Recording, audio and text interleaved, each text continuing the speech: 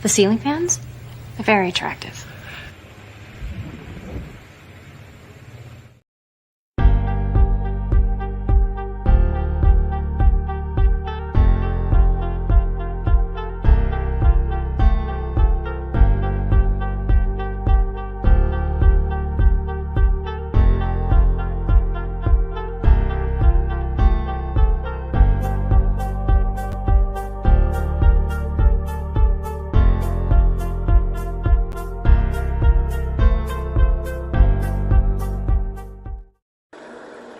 Information's out there. All you have to do is let it in. The Incredible Hulk will not be presented this evening.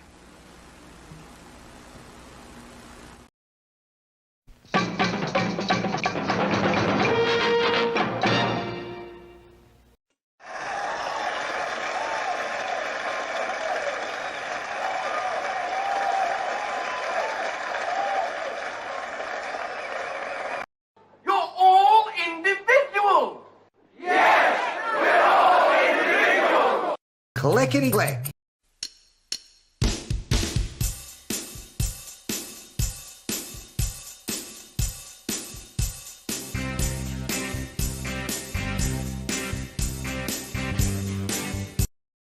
Crank up the music. Keep an eye on the back. This presentation is provided to you to amuse or entertain and not to conform or inform. The content on this channel should not be used to replace professional, financial, medical, or legal advice. All footage taken and used from public sources falls under the fair use of the Digital Millennial Copyright Act of 1998. Therefore, no breach of privacy or copyright has been committed. This show is substantially sourced, not affiliated with any community, club, fraternity, or gang. Your cat may vary. I say, moo. Maybe just jump to the...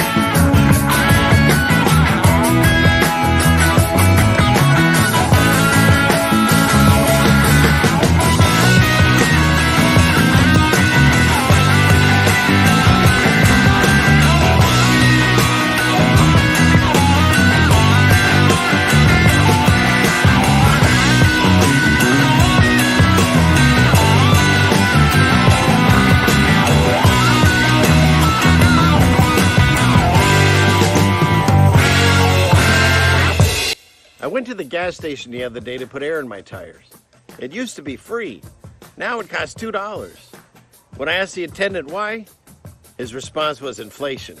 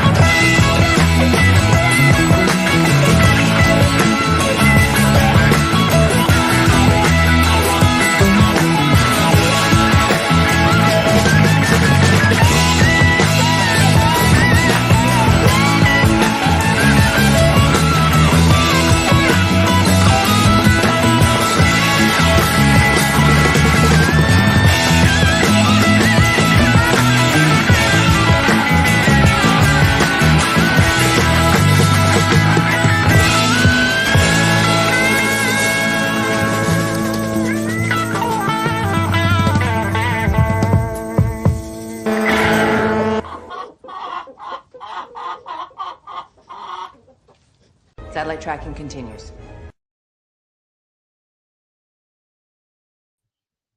Wow. Wow. You get one more. Wow. Happy Friday, everyone. It's a 2 for this week. Second day this week. I'm exhausted, but I do it all for love. I do it all for you. Sound like I'm about to start singing. Nobody wants that. So let me, let's see. First, I'll click my camera on. It's one of Clickety click. There it is. Hey, everyone. Happy Friday. You made it.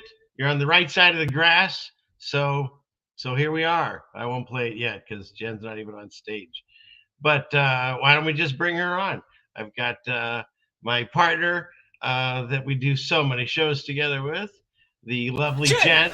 Jen, to you. Hi, Hey, guys. So yeah, we had, as a lot of people are using their words, I like using it too, is we had a banger of a show the other week. Yeah, I saw that comment. Yeah, it was a banger. For those people that are here that might have missed that, I did a spontaneous show with Jen, and JT follows JC on Wednesday.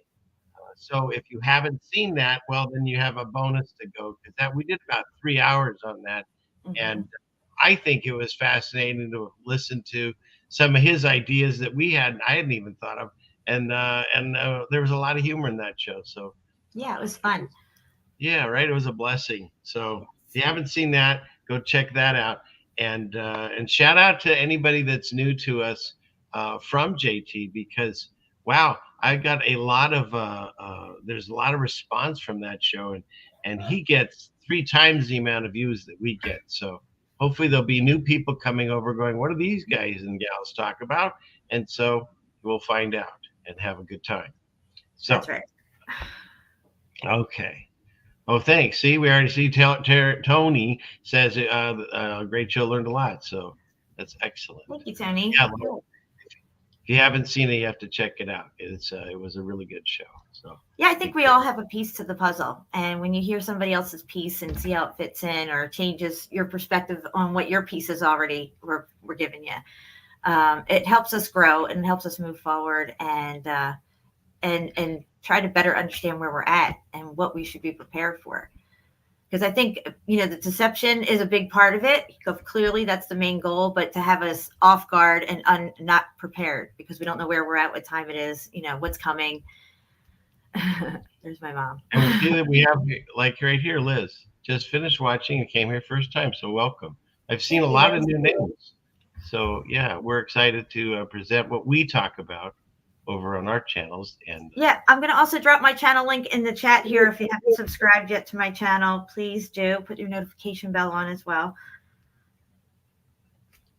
Yes, and make sure you like, share, and subscribe, because all that helps. So I'm just saying hi to a few people here. Looks like Mama Salerno is here.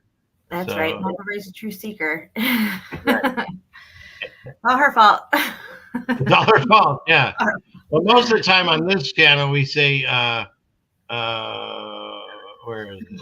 Oh, I lost it. We say it's always Melanie's. Melanie's all your fault. I haven't seen Melanie in the chat yet, by the way. Not yet.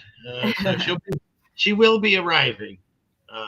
So yeah. As long as she has glue, she's good. That's her only excuse. Yeah.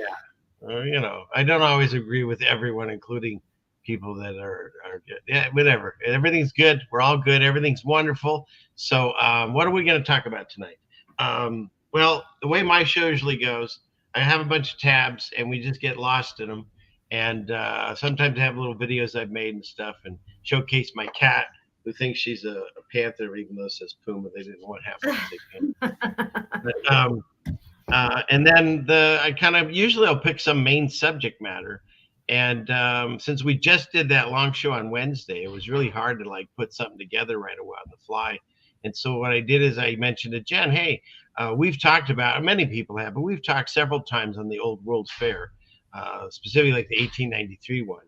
And so I invited, of course, both Jen and Shapu, but he's busy this weekend. And so that his file has all the photos, of course. Yeah. But we have plenty, and we have enough to talk about, definitely. So that's kind of that'll be sort of the main focus, if you want to say. But I usually put that towards the back end and cover some of the news of the day and fun things like that. We have another person here. Jerry Smith said that's why he's here. He's a huge fan of JT, so he came over from his channel as well. Welcome. Oh, excellent. Let's see if I can find that one.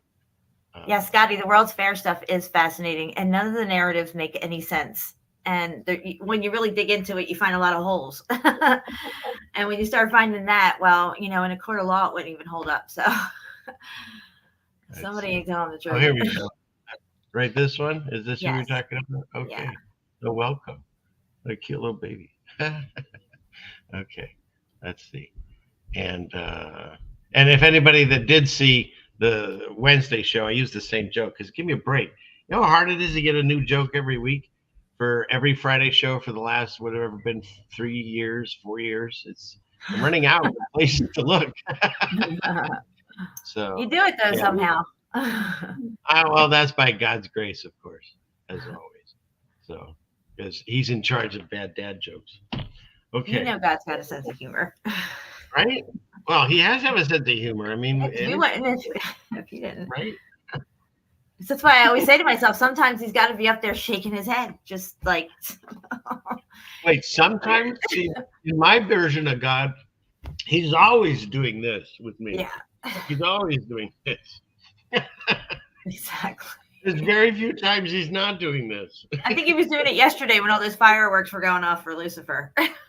Well, I would hope that He just. Maybe that's a moment He doesn't look at the footstool and He just looks right. Sure, it's just blazing with color and everything. Just for those of you, uranium up there. Look, I understand the whole let's celebrate, and here's what I will say about this: the last few years, where they've been doing that horrific stuff, where they're like telling people to like stay away from everyone and cover themselves up and hide inside. It is refreshing. We went out on yesterday and went to a little parade and some booze and stuff for Jeannie's grandson and one of her sons and stuff, and it was fun, to see everyone out there enjoying themselves with not a care in the world about the nonsense they've been doing for the last 3 years, trying to scare everyone from being together. So Yeah. it's kind of like the same idea. I understand, say like Christmas, I don't believe is celebrated on Jesus's birthday. We've talked about this before. Most likely it was September 11th, so they make us hate it. But it's the same thing with this 4th. If once you wake up to what's going on, like Jen says, it truly is like a celebration of Lucifer's loosening his chains, and you can look at the Statue of Liberty and you can see, all the symbolism there and stuff. So I understand what's behind it, but at the same time, God can use even bad things for good. And so I'm not knocking people that do it. And I enjoy seeing it too, just like everyone else. Are there negative sides to it? Absolutely. Just like everything else in this world, the food you eat, the water you drink, the televised vision you watch. Yep. It's all there for a negative purpose. But you can use that for a positive. What I think is important is that you have the knowledge of the deception itself. Like I was saying the other day, like I could watch a space movie, whatever, but I know it's fiction. There is no space, so I can enjoy it as a fiction, even though I know it's kind of like an indoctrination tool as well to anchor the space narrative into your mind. But it's kind of like the same thing. We're obsessed with Godzilla movies and King Kong and all these monsters and stuff. I have just been fortunate enough to learn all this stuff when my children aren't small. They're grown men. They're out of the house. I was able to not celebrate Christmas in the capacity that they expect us to celebrate it in, as far as bringing a tree into the house and lighting it up. I was able to apply it to my life, and I was cool with it. Other people, maybe even as like you, Stealing Fan Man or whatever, you understand the deception and what it really is all about and what they got people doing and not realizing they're doing. But at the same time, you can enjoy the fact that your families come together and you're sharing love and this amazing dinner and everything like that without having that deception over you. So it's like the saying, forgive them not for they know not what they do. My people Right. perish for lack of knowledge. So if you have the knowledge and you decide, what to do with it, but if you have it and you're willingly celebrating Saturnalia and all that, whatever, all this stuff, then, you can't burn your candle at both ends. But for me, just the 4th of July thing, when I learned it, what was it, last year? I think it was, last year I really realized what we were doing with the fireworks and the celebration and who it was for. So it's just like, I can't do this. Yeah, It's and okay that's because I don't have any family around. I was cool with staying home by myself, listening to all this banging outside, And with everything that I talk about, or even Jen talks about on this show, and it's just, we give out the knowledge that we've learned, but we don't judge anyone or tell them Right. what to do in their household, because like I said, knowing that it's a completely nefarious reason and they told us this fake history as to why we're celebrating this. The people that are doing it for the right reasons in their heart, and God reads your heart. So like Jen said, if you already have the intent and it's wrong, that's different. But we're of this world. We're in this world. We're That's not right. of it. That And we is have to exactly right. exist in it. And God already says that you're going to be persecuted just talking about Jesus. And so everything that you learn in whatever you want to call it, the truth movement or whatever you want to call it, the awakening process, everything has an ulterior motive in this world that we live in. And so at that point, you either really want to be ostracized from everything and everyone, or you learn to live with it and decide when and where to speak your mind. Because as Paul says, everything's lawful to us, but is it expedient? Is it the right time to sit down and lecture everyone, or maybe just enjoy the company that people are having in the fellowship and move on and pray over it? How about that? It just, we just can't fight over these. That's what I did yesterday. I was praying to God. I was saying, please, God, because I can listen to the fireworks going off. I'm like, forgive them for they know not what they do. And please have mercy on them. And I know, you're probably like, here we go. But, a lot of churches, they make their money selling fireworks out here. And the demonic names of the fireworks themselves, if you look, we're going to show it here, but some of the firework names are all demonic, guys. There's nothing good in there, okay? And then when you find out what they're putting in the fireworks, that's a whole nother level of, you got crowds and crowds of people, all this stuff going off. It's coming down. Whatever goes up comes down. And when you find out some of the ingredients in these go ahead. things. What was the names of the things you were telling me this morning? It's I got the picture up right here. Just let me look at it. Copper makes it blue. Sodium makes it yellow. Barium makes it green. And these are the colors of the fireworks when they go off. Magnesium, titanium, and aluminum makes it that silvery diamond look. And strontium. Strontium makes it this reddish, pinkish hue. So, I mean, that's everything that's in chemtrails. I'm just saying. Yeah, but they're way prettier, you have to admit. yeah, exactly. But see, that's how they get you. Right. Oh, look, it's pretty, it's shiny, and then you go and you so you're being deceived, right? So people say about the peace sign here, it's the wrong way. The way they have their peace sign with the arms down, they think it means peace, but it doesn't. It actually means death and ruin. And they've been deceived into thinking that's what it means. And to them, that is what it means, but it's still a deception, right? And the right way up is this way, giving and receiving love and light. So, I'm not affected by that deception, and that deception has no power over me, because somewhere down the road it can be used against you or to manipulate your mind in some way. It doesn't have to just be the peace sign. It could be the fireworks or anything else that you don't really fully understand the whole situation of it, because there's layers to everything. And once you get down to the very nitty gritty of it, some people are okay with knowing it and still living their lives and doing whatever. And some people are like, yeah, I'm not doing that anymore. As soon as I learned about the Christmas tree 20 years ago, it was like, and my kids didn't need a Christmas tree anymore. They were already in their teens. It's like, yeah, no, I don't think so. No more trees, no decorations, nothing. Yeah, but like I said, so that's why it's a fine line when you wake up and realize all these different where origin stories come from. The whole Christmas tree cutting down. It's even talked about in the Bible. Yeah, it says it in the Bible. The exact thing. He says, "Don't go like the heathens and cut a tree and bring it inside and decorate it." He actually says it. So, there's ways around that. Right, there's ways around still celebrating with families and stuff over these holidays, because we're stuck with them. Unless you're just going to vanish, you're stuck with them. And so Hey, DJ. that's how I use it. I use it for good. I use it for family get-togethers and fellowship, and so that's where it's at. Hey, DJ, thank you. God bless you. So thank you Love you, very much. DJ. Good to see you. It's a great picture of her. Look at that, smiling Oh, and she's everything. beautiful. Yes. Yeah. Okay. Let's see. All right. So where should we go from here? You know what? Oh, somebody was asking earlier here. I'm sorry to interrupt, but they had a question about the 4th of July. I don't think they understood what we were even talking about. I'm sorry I passed your comment up, but I did see you wrote something. So the Statue of Liberty seems to Want be me to find the representing. picture? I'll find it. Yeah. I think it was a woman. She's No, like, what's this about? the Anyway, you're the talking about Statue of Liberty Yeah, I'm is- finding that picture. is actually Lucifer, not the Statue of Liberty, because that's what we were told it was, right? But it's actually marking the loosening.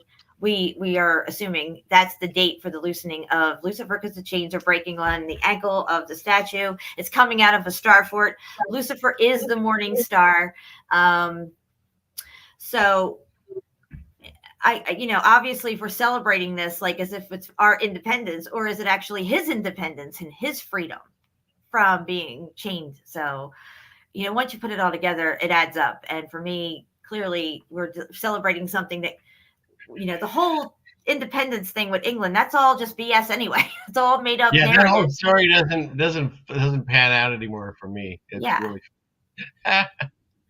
okay. Let's see. It's us.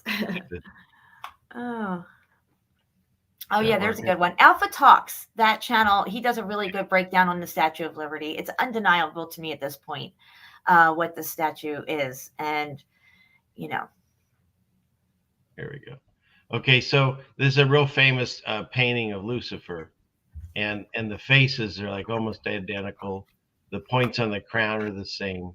And then there's this other statue, famous one of Lucifer, where he's got the chain breaking. And if you look at the Statue of Liberty, it's identical.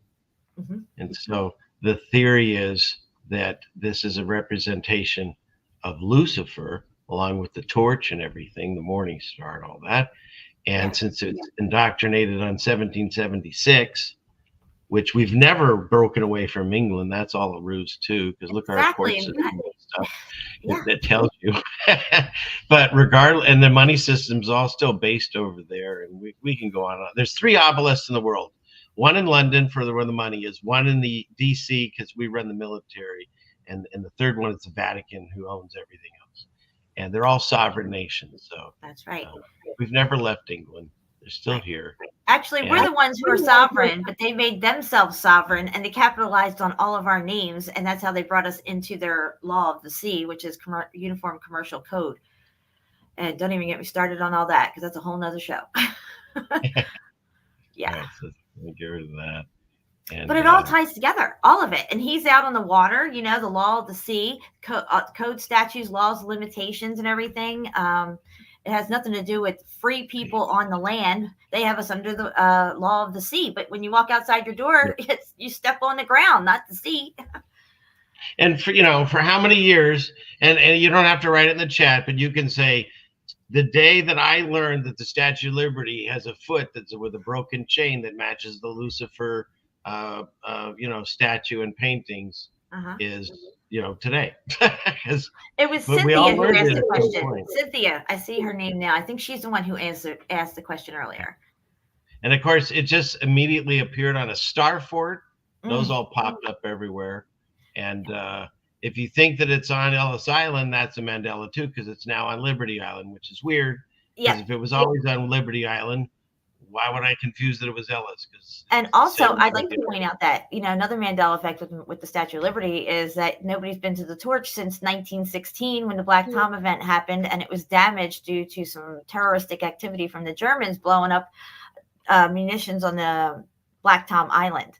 And it was damaged. So nobody's been to the torch since. And you can look it up. It's all out there, right? But my mom in 1960 went to the Crown and the torch with my grandpa.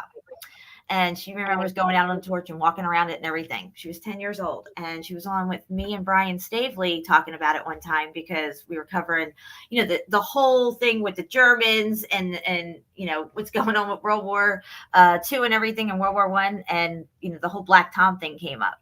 And I'm telling my mom about it. She's like, what about Statue of Liberty? And I told her about the torch. She's like, I've been to the torch. I'm like, what? So we got her on the show, and she told her story. And yeah. So make that make sense, right? Her memory is clearly correct, but according to the historical narrative, it's never been open since then. Okay, so I think we covered what yesterday was. I hope everyone did have a great day. We did. We had fun, and got real noisy here. It upsets my dogs, but they get over it. They survive. So we've gone through another 4. Now it'll get loud again at New Year's because they sell, all kinds of fireworks out here. So that's our next big event out here.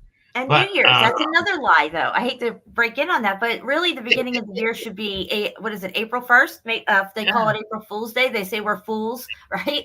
But you're a fool if you're celebrating the new year in the middle of the winter, which represents death. And, and then spring, April 1st, is, everything comes alive again. Everything's rebirthed and everything. So, yeah. So they got to celebrate. Melanie, put your glasses on. You'll recognize. Doing all kinds of stuff wrong. Okay, yes. So it's more deception. Everything's a deception, which is, again, why we believe that we are in the little season. Oh, I brought my guy back because I hadn't used him in so long, and we've been talking about him so much. Yeah, he's over here somewhere. Take me forever to find him. That's how this all works. What's up, Patty? Patty's in the chat. Hey. Sorry. Pizza. There. Pizza. We're in the little season. I had Little Caesars pizza one time when it was in Philly when it first came out. I've never had it since. Yeah, no. You know what it was good for? When I was young and poor, and we had 2 kids, you could feed an entire family. They give you 2 of those giant pizzas. It was just basically paper. Yeah. The cardboard box is about the same as a pizza, but you can feed everyone for like whatever was $5. I mean, you really couldn't eat it. It wasn't food, but it got everyone full bellies, Plus, I can't stand corporate pizza. Corporate pizza sucks. So, anyways, okay. Enough of the whole pizzas. Let's see. We'll get into this. I did want to say, I get Jen does too, but speaking at this channel, I get a lot of help. Not just like monetary donations, but letters and emails, handwritten ones, and so forth, and help like in things to show on the show and things like that. And I feel like I don't always, all the time. I try to remember every time to thank everyone, and I do. And if you've written me an email and I haven't responded, let me know, because Gmail is messing with me. I've proven it now 3 times to people that I've answered, and they didn't hear from me. And so if you didn't, let me know. We also have, we're doing a Proton, but it's really hard to get rid of the Gmail completely because that's where most everyone knows me from. So just know that I am answering your emails. And if you haven't heard from me, there's an issue going on.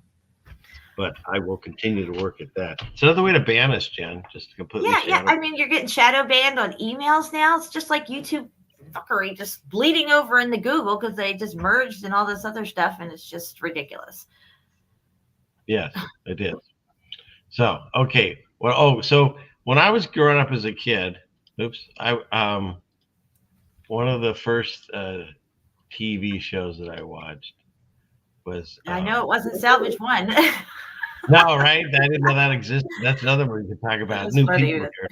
With this romper room, and she'd hold up a magic mirror, which I didn't. A magic what? A magic mirror. Oh, a mirror. Okay. Yeah, and there was this like cockroach thing. I think it was a bee. Yeah, and it's a bee. Yeah. Can you see it? No, you never had cockroaches. Well, that's a good thing, right? Yes, that was for comedic effect, but yes. And so she'd say this, and again, this is probably an incantation, like a spell. Magic mirror. Romp the bumper, stomp the boo, tell me do. Magic mirror, tell me today, did all my friends have fun to play? All my friends had fun today. I see David's having a special day today, and Olivia Joy had a special day on Sunday. I see Robin had a special day yesterday. So she would go through a list of people. I put it on fast motion. Clearly, you put it on super speed. I'm like, what is this woman doing? She was high on coke, I guess, that day. No. If I put it at normal, then you probably get a strike for it. Yeah. But it's just, this is what she sounded like. Magic mirror, tell me today. So that's what she would do. And then she'd list all these names of kids, you know, Oh, and boy. you'd sit there just praying that she'd say your name, you know. And Olivia Joy had a special day on Sunday. I see Robin had a special day yesterday, and Dana's having a special day today. So, and of course, you know, I never hear my name. Well, it was me, you know. So what I thought I was going to do was, see, I got this list of people. I want to make sure I don't forget. So if you have mine, I'll put everyone in another dimension if I do this, I guess. I don't know how that works. I have mine in a Rex crying mirror, though. Yeah, right. So I wanted to thank. And if your name is this and you think I'm talking about you, it is you. I just don't want to like blast people and give full names. So thank you, Doug and Trevor and Stephen and Johnny and Faye and Joe and Heather and Bill and Dennis and Lawrence and Jill and Derek and Ivan and Jason and Sam. Here I am. But I wanted to also say, I was sick for a week and a half, and I know that the prayers of everyone was helping. 100% I know they helped. And I'm not like a show that does a whole prayer list thing, but people do write me and ask for prayers. And so I just really specifically, anyone that's sick or hurting, but to Lori and Trisha and Deborah and Jamie and anyone else that needs that extra health and healing hand from Jesus. And I just want to say, dear Lord, please, at the sound of my voice, go and help send the Comforter, send the Holy Spirit down upon everyone that's hurting or sick or sad, and bring the comfort and joy back into their lives. Through your holy name, Jesus Christ, we ask this right now. Through all of the gatherings that we're doing right now, may all of our prayers go and comfort and heal all the people that are listening right now that need our help. Thank you in Jesus' name. Amen. Amen. So, Hallelujah. So that's my romper room segment. So, okay. I used to watch a show called Captain Noah. Captain Noah? Yeah, it was like in Philly. I think it might have been a Philly. You've done the oddest shows. Was this a cartoon or live action? Captain Noah, yeah. He was this guy with a blue, captain suit on, and of course there's all Was animals. he real or was it was he real or was it a cartoon? No, it was a real person. Okay. Yeah, and you so can look him up. You can see him. You could probably hear the whole song. It was Captain Noah, and then Sesame Street, and then like the Banana Splits, and yeah, I remember some them. other stuff. Yeah. And then I'm out to ride my big wheel. Right? Right. Mom, I told the story about when they stole my big wheel. I had a big, I forget what it was called, but it was like brand new and it was really badass. And they stole it and left me their crappy big wheel. Wait, they swapped out big wheels? Yeah, dude, it was muffed up. I was so upset. That's ridiculous. What a weird thing. The tire, the plastic tire had a hole in it, and it was like thump, thump, thump, thump. No so seat. they were riding by and just swapped out the big wheel. Yeah, man, I'm sorry to laugh, but you're over it now, I'm sure. But geez, it was tough, but I got over it. Or did you? You're still talking about it. That's very true. No therapy required on that one. Yeah, right. That's fantastic. See, all the years I've been talking to you now, that's a new story for me. That's fantastic. Okay. I could write a book. All right, so let's bring up. We'll go here. Ben just got here. He was a little bit tardy. Oh, is Ben tardy? All right. Let's see. Where is it? It's somewhere around here. You can't sneak in like that if Jen catches you. I don't feel tardy. All right. That's the key. If you're tardy, you feel tardy. And I love watching the monkeys, though. Oh, the monkeys? Yeah. I had a crush on Davy Jones. Of course, all the women did. Right? Yeah. And I think it's really it's not funny, haha, but of all the monkeys now, the only one left is Mickey, I believe. All the other ones are gone.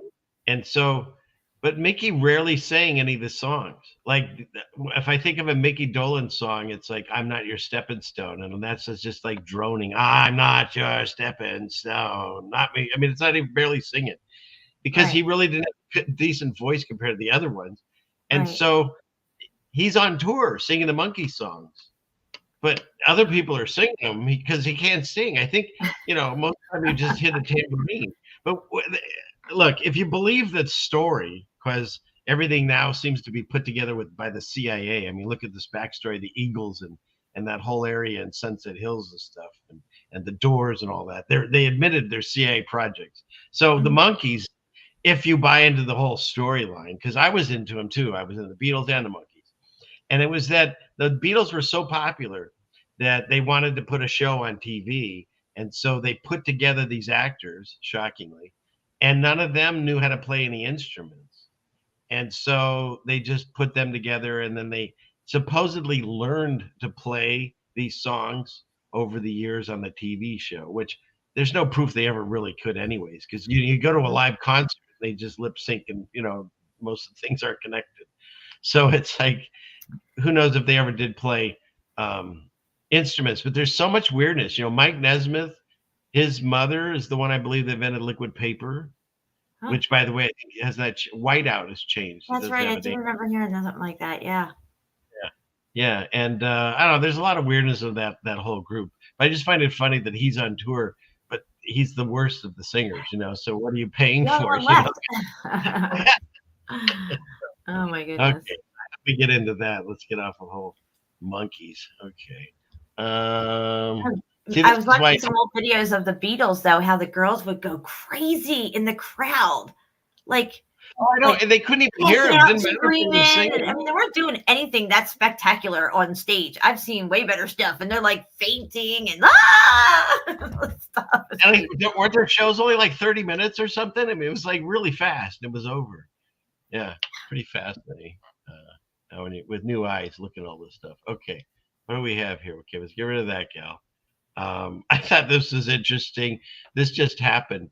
So this is Better Than Gold. Excuse me, Better Than Gold. Yeah, they could have been actor groupies, like crisis actors. They could have been groupie 100%. Actors. I would not put it past them to condition the people to be that enamored with these guys, because I don't know. No, I agree 100%. So this happened in Phoenix. So this is a cop pulled over this car, and it's driverless. Yeah, it stopped. It's a 92 Adam 2 Sam Paul, and there's no driver. What? It's a driverless car. See, there's no one in it. Hi. Connected to driver support. And so he goes on to talk to the owner. It like connects to the owner, I guess. And he says that the car drove into oncoming traffic. What the F, bro? Who put this thing out on the road? Are these even legal? They are out there, and there was some construction, I guess, and it confused the car, and so it went into the opposing lanes of traffic. And then the greatest thing was, I don't know, and the greatest thing is, if it's in here somewhere, he goes to pull it over, and it dips. Oh my gosh! Let's see. Yeah, it says then it takes off through the intersection. Yeah, it dipped out through the intersection. That is crazy. Car on the run. I mean, yeah, we're at the short season of Satan, because you got driverless cars rolling around ready to run people over any second. I mean, whose great idea was this? Come on. But I just love that it goes on the run from the cops. You just imagine inside the car, it goes, cops. Now, if the car's going to disobey, what do you think our iRobot's going to do to you? Yeah, right? And robot. The car is disobeying the human. You don't think we're so damn close to all those nightmare movies like Terminator and stuff? Oh, give me a ticket, or I'm going to run over some. Yeah. Look, this article just came out. Scientists have attached a living lab-grown skin to a robot's face, and it looks like it craves the sweet release of death. Are you fucking kidding me? Who writes this? I am not. Look, this is what it looks like. I'm not kidding. This is a real article. No. So this is what's going to be driving the cars and then probably just mowing the people down. Oh my goodness. It's almost over, guys. Don't worry about it. Your word. The only thing I have going right now is it's almost Stop over. the merry-go-round, Lord. It's enough time to get around. Oh my goodness. So, and then we did talk with JD a little on Mandela effect, because there are people probably new to that too. And this one blew me away, and Jen played it on her channel the other night. And so it's this song everyone's heard, "I'll Be Home for Christmas." Home for Christmas. You can blank on me. So of course the line, "I'll be home for Christmas. You can blank on me." And what I remember, and I don't know what the chat remembers. You're in the past, so I'll give you a second or two. You can write it if you want. But what a lot of us remember is, "You can count on me." Now you can plan on me does not mean, it's like plans get broken. Okay, count on him. He is going to be there. Here, he'll hear it. What the fuck? No. So yeah. So what were you saying, Jen? Yeah, about counting and planning. I'm just saying is the change is a negative change. He's saying, or whoever sings it would be like, "You can count on me, I will be there." And now it's, "You can plan on me being there." Well, what if the plans get broken? Plans are made to be broken. So it seems like a not a good change. It's for a lesser version of what it was. Yeah.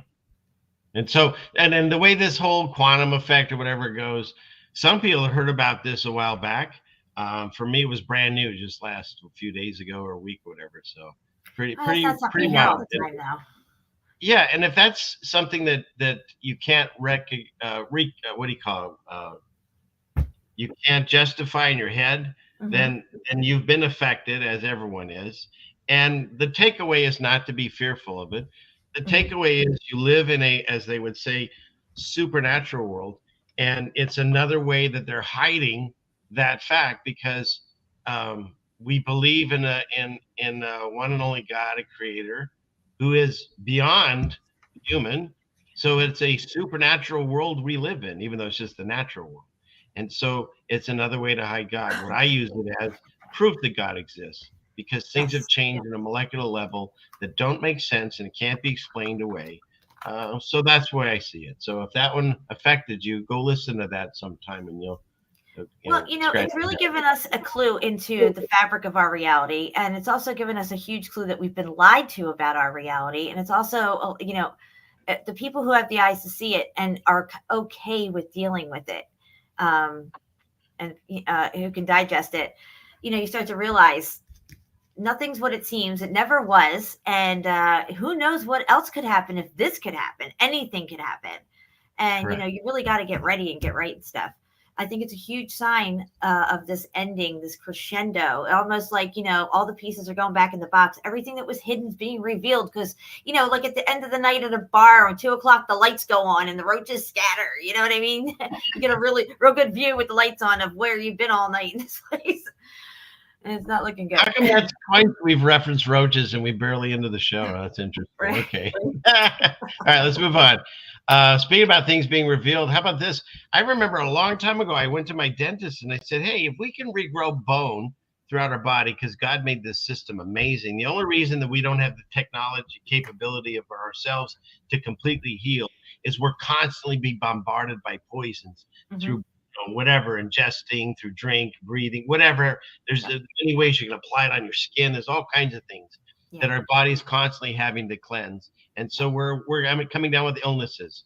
And I mentioned to my dentist, I said, "Well, why can't we regrow teeth?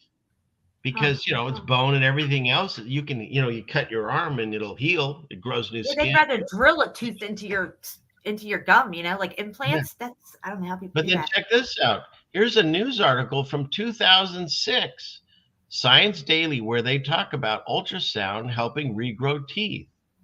And they were using, of course, on hockey players and things like that.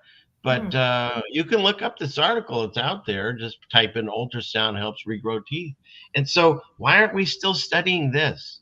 No, because it's not about helping everyone. Right. Now, they don't want you to have good teeth.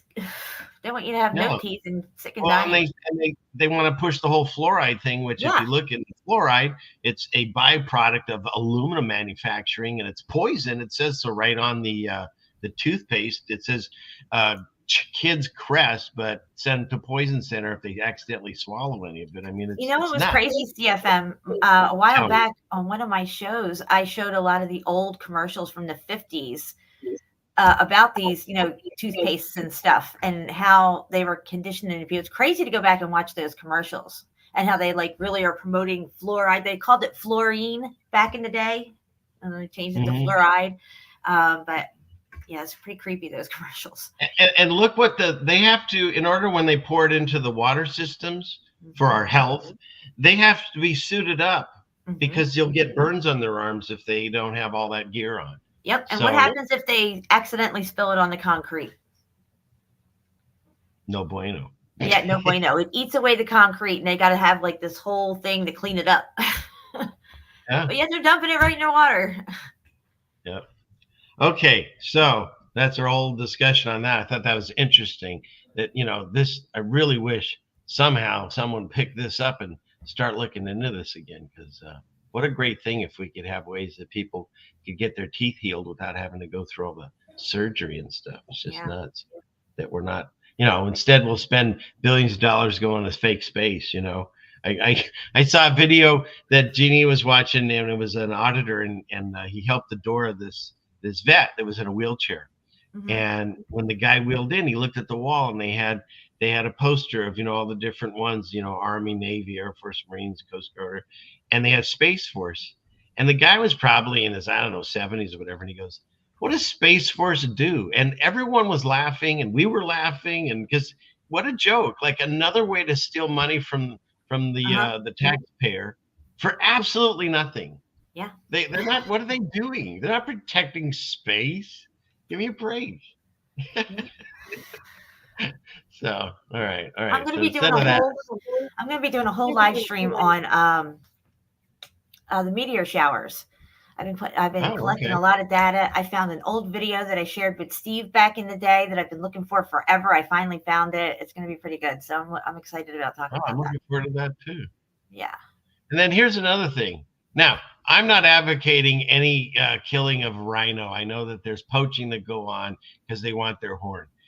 But what I'm shocked is how the supposed responses to try to prevent this. So they've got two ways.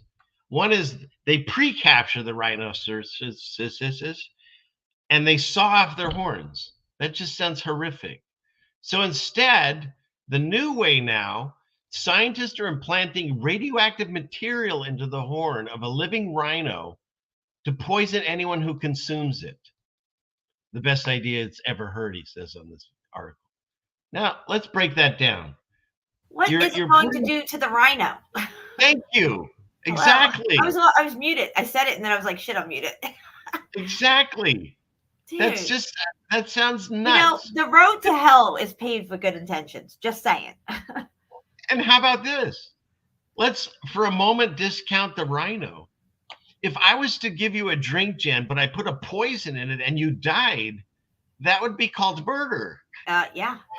And they're okay with, they're going to inject these with poison. Let's say it doesn't hurt the rhino. I don't know how it couldn't. And then anyone that ingests it dies, and they're like cheering this. This makes no sense. That's why I know AI is writing articles now, because they don't make any. They're like, okay, yeah, sure, go out and kill them. I don't care. You're gonna die if you eat it anyway. I mean, they should be saving these things, going after the poachers. So now the rhino's dead. The humans are dead. I mean, AI is definitely writing huge sacrifice to Lucifer all the way around. Tell me AI hasn't taken over the articles. And it's face that we just saw that's being glued onto this now. So, all right. Gotta get some more water here. It's like anal intelligence, not AI, like whatever. All right. So everyone dies. The rhino dies. The humans die. Yeah. Everyone's happy. This person, Emmanuel Crost, says it's the best idea I've ever heard. Great. You haven't heard very good ideas. All right. What's next? There'll be some more great ideas coming down the pike any day now. Yeah, like this one. That I'm not going to play nor cover this stupid acolyte, but I just had to mention they're using lightsabers now for haircuts. Okay. And here we are. Tell me this, we're not in the little season. I remember when these things were red and blue, and Vader and Obi-Wan would fight to the death over it. Now they're yellow and they cut hair. So, okay. And look how the pose you get. That's the Superman pose. You know, oh, I've cut my hair. Somebody said, imagine the smell. Right. Oh, I almost choked on my water. I hate God. the smell of burning hair. That's nasty. Yeah, right. I mean, who likes it? I don't know. Maybe warlocks and witches do. I don't. Okay. And then this one, I just thought was interesting. This guy, he looked at his order from 2020, I think it was, and 2022, so 2 years ago, and it was $126 for him for the year. Where is it? Let me see. 126.67. And then he found there's a reorder button, and he reordered it, and it's in here somewhere. Oh my gosh! I wonder how much it was like, up. I don't know. It's not playing now. Give it a second. It'll work. I can't wait. I got things to do. No, we got the circle. All right. So how much does it go up? It was like 4 times the amount in 2 years. That's insane. Yeah. Well, I was saying 2 years ago, and many other people were, not just me, that we're going into hyperinflation, and this is what it looks like, guys. $414 for the same thing from 2 years later, because he just hit reorder. Yeah. So, yeah, so that's what's going on in the world there. What's next? We've accidentally been cooling the planet. Oops. We better fix some volcanoes and fix that with our geoengineering. And it's about to stop. So I don't even know what to do with this new information, because it's crumble it up and throw it in the trash. Yeah, it's like what story do you believe? I found one of these old article things that I had from a long time ago. Look at, you got 1973 is the big freeze, 77 the big freeze, April 77. How are we going to survive the coming ice age? The cooling of America in 1979. Then everything heats up. 87, the heat is on. 2001, global warming. 2006, be worried, be very worried. There's a polar bear on an ice piece, you know. Fear and confusion. That's all it is. Who's the father of lies and confusion? You know, somebody can't keep their story straight, and they're always changing their story. That's us, okay? And it's even with the whole face thing that everybody was doing for those 2 years. Here you could do it, there you didn't have to. Get in line, go right in. I mean, all this stuff. The real thing you need to be worried about is Time Magazine. So there's that. And then Jen mentioned this, and I had it. So why is this happening? Well, the Earth core is now slowed so much that it's now moving backwards. And you know what's interesting about this article? They speak about all this as if they know this for a fact, like a fact. Okay. Yeah. The farthest we've dug, and I've covered this many times, everyone else has too, is 8 miles. And it barely even literally cracks the surface of this crest at the very top here.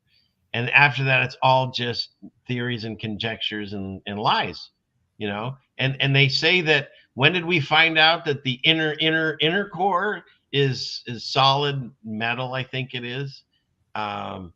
Where is it? It was a Danish seismologist, Inge Lehmann, in 1936. And so how did they figure that out? Exactly, because he guessed. He's a seismologist. I'm guessing they're lying. Yeah, you're guessing they're lying. These are all cartoons, and we've talked about it many times on this channel. If you see a cartoon, it's usually sus, because it means that there's no evidence of this, and you can find that. Fun fact: there's no evidence, and it's just theoretical. That's a fun fact. Fun fact, yeah. That was a funny thing too. I found it was like a child's magazine that had all these things about the core of the Earth and volcanoes and stars and all that. And Jen noticed each one of the articles, and this was for kids, said fun fact. And yet it's a theory. But their kids are reading it, it's a fact. Exactly. That anchors it in. They don't have to prove it to the kids. And when you get taught this at a very young age, you never critically think it out. It's just anchored into you. These are anchored narratives. This is why you have your news people on the news. They're called anchor men and anchor women, because they're meant to anchor a certain emotional response into you. Even the way they read their stuff and everything. That's why they call them anchors. Amen. Okay. What's next? And then for those of you following the theater, I thought this was funny. This dude comes home from being supposedly like in one of the most horrific prison situations. This is that Julian Assange guy. Oh, yeah. And it came home, I think, on 6/6/6, something like that. Oh, wonderful. June 6th of 24. So it's trip sixes. But my whole thing is, and I'm not saying that I'm completely, svelte and in shape, but this guy's got some pounds on him. Mm-hmm. And I thought he was starving. No meals. I thought he was starving in some little hellhole. And yet they didn't. It's like that guy on Lost, that heavyset guy that never lost any weight. It's like, how's this happening? Because it's all a stage. It's fake. That's right. It doesn't happen. He was on a sound stage pretending to be trapped somewhere. And, he even shows up on these, these weird cards that came about. Something always creeped me out about this Assange guy. I know, right? Yeah. So he's just another fake person, right, Sue? I agree. Exactly. All right. Actor. I just had to cover that because, like I said, some of the stuff had been building up because I was off because I was sick. So I figured I'd just throw them out there and get them out of here. And then the little dog would say, "Yo quiero Taco Bell," and we'd all laugh and laugh. It was a simpler time. Remember that, Jen? Yeah. When you start to look into Taco Bell and what that meat's made of. No point. Yeah, well, I'm just saying. I'm agreeing. I like cheesy gordita crunches. I didn't eat them all the time, but if I did go to Taco Bell once in a while, I'd get one. And I miss the Mexican pizza. I love it's like you don't want to go back in the Matrix, but then again, it's like I really want a taco from Taco Bell. But if you are, you should go for a steak, like yeah, exactly. Not cheesy gordita. Go for Taco Bell. I'm not going I did back. make a really good steak the other night, though. Gotta say. Well, there you go. See, but I want to go back for Taco Bell. Not going back in the Matrix. Tasty beef. Yeah, the double-decker tacos. Got it. Yeah, exactly. So, yeah. Okay. Enough of this. I'm going to get my audience all hungry. Oh, okay. So I wanted to cover this. I wanted to mention first of all, there are new people that are watching me, of course. And I've had many discussions on sus animals lately. And for me, birds, I have a lot of discussions on birds. But I'm going to specifically single out the pigeon again. And why am I doing this? I'm hearing from people because I step on toes very easily. And people have been very loving. They haven't been mean at all. But they've been explaining to me the error of my ways and how pigeons are fake. And so I'm going to elaborate exactly my position, why they call me a pigeon agnostic. I do believe in pigeons. I don't believe all pigeons are what they say.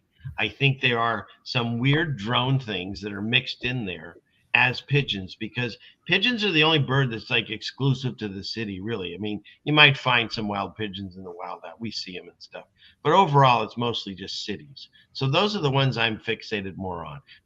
There are people that grow pigeons in the wild, and apparently, from what I'm reading and receiving information, they are disgustingly ugly like the ones I showed. So that's true, apparently. I've never seen it in the wild. But what I'm saying is there are a lot of pigeons that are out there that aren't what you think they are. Like, for instance, what is this? That's cool. That seems a little sus. Okay. I mean, it definitely looks like computer stuff to me, or writing of some kind. Yeah, I see it there. Okay. Let me make this big on my end. I thought it was just like an iridescent pattern, but it's like code. What is this? Right? OMG. No bueno. See, so again, not saying that all pigeons are fake. I'm saying they're mixed in and you wouldn't know one from the other. It reminds me of Westworld, because all their animals are robots, just like the people are. The horses that they ride on, the cattle that they're herding, whatever it is. They're all manufactured. Okay, so that's number one. Number two, there are proofs. The CIA has done things with pigeons. This is this was the fake article, I believe, but they used to strap cameras to them. Mm-hmm. That was what they originally was, the pigeon. Okay. However, that was in the very beginning stages. Then they incorporated if you look into Operation, I think it's Acoustic Kitty.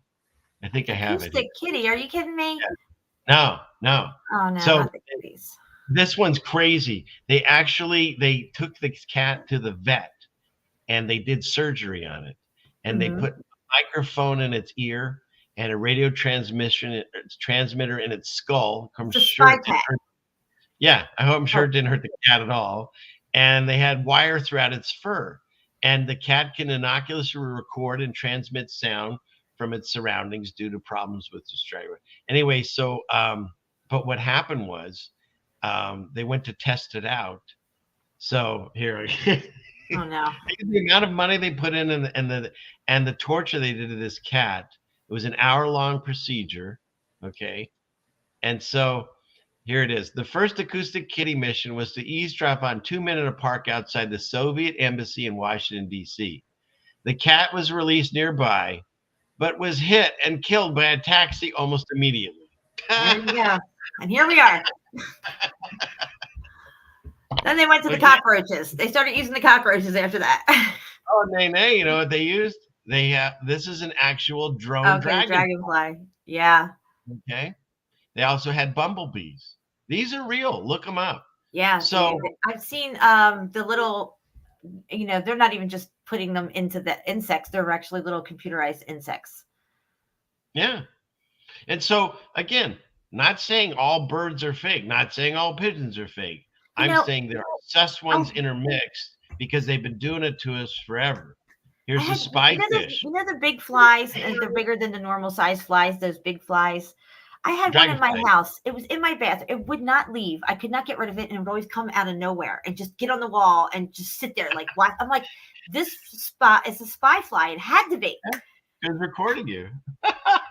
It was crazy. How about this one? You sound crazy, but listen, this is a fish. This is a fish. They had a spy fish named Charlie and Charlene. There's a restaurant called O'Charlie's where you eat fish. Charlie. Yeah, the bug was called the Insectothopter. I bet they had a whole think tank to come up with that name. Yeah, right. Probably took them 2 weeks and better. So, of course, they have CA dogs. Unusual spy devices, tiger droppings, dead rats. So I wouldn't put anything past them as some way to listen to you. And it's not conspiracy crazy stuff. These are actual articles by the 3-letter organization. Of course, they're listening to us now because you mentioned their name, and it's kind of like Beetlejuice. They show up. But so there you go. So more to the whole, what is a pigeon? That's Some really of good. them. Send me that one. That's really interesting. Yeah. So I'll send you this one. Yeah, the pigeon. Yeah. Okay. I'll let's see. Well, I'll do that while we're here. Let's see, copy link, and then we'll go over here. Let's see, and let's see. I go into this, and I put it in the comments. Paste. There's the link to that pigeon article. And for the Rumble people, thank you for being over on Rumble. I've got 15 people over there. It's wonderful. And if you haven't subscribed to me over there, please do so. It doesn't cost anything. And so there's that. And let's see. And Rockfin. There's some people over on Rockfin. And I'll put it in that one. Okay. So. Also, I just dropped my link in there again as well to my channel. If you haven't subscribed, please make sure you do. Put your notification on, please. Absolutely. For daily and consistent content. Okay. Oh, but we're not completely done. So, I said, there's more. Wait, there's more. So as the pigeon agnostic, I want to continue to belabor my point and prove that it's not just me that thinks that pigeons are sus. Because here's Obelisk, a Queen's Guard's horse, who would lure pigeons to him by dropping oats from his mouth. And when they came close, he would stomp them to death. He was eventually taken out for psychological training. The horse knew what was up. Horse knew what was up. Exactly. Yeah. Exactly. Okay. And I'm going to rifle through these because I did play them for our new friend JT. And every time I think of pandas, since he was the first person I really had this long discussion about it with. I made this. I think pandas are sus. Is my parents' dog moonlighting as a panda? Yeah, I love that. That's good. And he said the answer is he thinks so. So to continue on that thread, I'll just rifle through these. We saw these the other night, Jen, but they're just worth another look in case you weren't there that Wednesday night. I can't even watch this anymore, to tell you the truth. There's no way these would survive in the wild at all. Not at all. They just don't even make any sense. You got to make it make sense. Then there's this one just really threw him for a loop when he saw this. I mean, come on. I couldn't even imagine what they do when they're mating. I don't even want to see what that looks like. Yeah, and again, they only mate a day of the year, and they only eat. And I made a mistake that night. I was saying eucalyptus. That's the koala, another sus bear. They only eat bamboo, and they're a carnivore bear, so they can only process. I believe it's like 1%. So they're constantly eating because they can't get any nutrients out of it. So then they're constantly pooping all the time. They even poop when they sleep, they said, and then they sleep. And so those are the only three things that they say these things do all day, other than fall everywhere. And so they only are in China. You never see them in the wild. You only see them at zoos. Oh my gosh. No. They're loaned out and then they get called back in. They're worth billions of dollars in revenue. You know, God didn't create that. I'm sorry. No, they can't live. There's no way. There's no way. There's no way. So, okay, I think that's the end of that one. Is there any? Oh, then there's this one just sitting in the swing. I mean, come on. It's But so that's my whole thing on pandas. Their ignorance is bliss. Really, something really sus. And I think the people that run these zoos are cruel because they know they're going to get stuck in these things. And my God, that way it looks like an anteater. But that's his butt. Oh my gosh. I'll never get tired of looking at that stuff. So, okay. Enough of the panda stuff. I think we've covered the pandas. Although I don't know. It's what do you call it? It's I don't know. It doesn't get old. It doesn't. It's addictive. I'm addicted to it. Worse than Taco Bell. I don't know. The whole China thing itself is sus. Their Great Wall of China, no way in, no way out. The pandas. I don't know. No religion over there. They like ban religion. The government wants them to just worship them. You can read about it if you learn about China and how they want people to be focused on the government and not in any religion.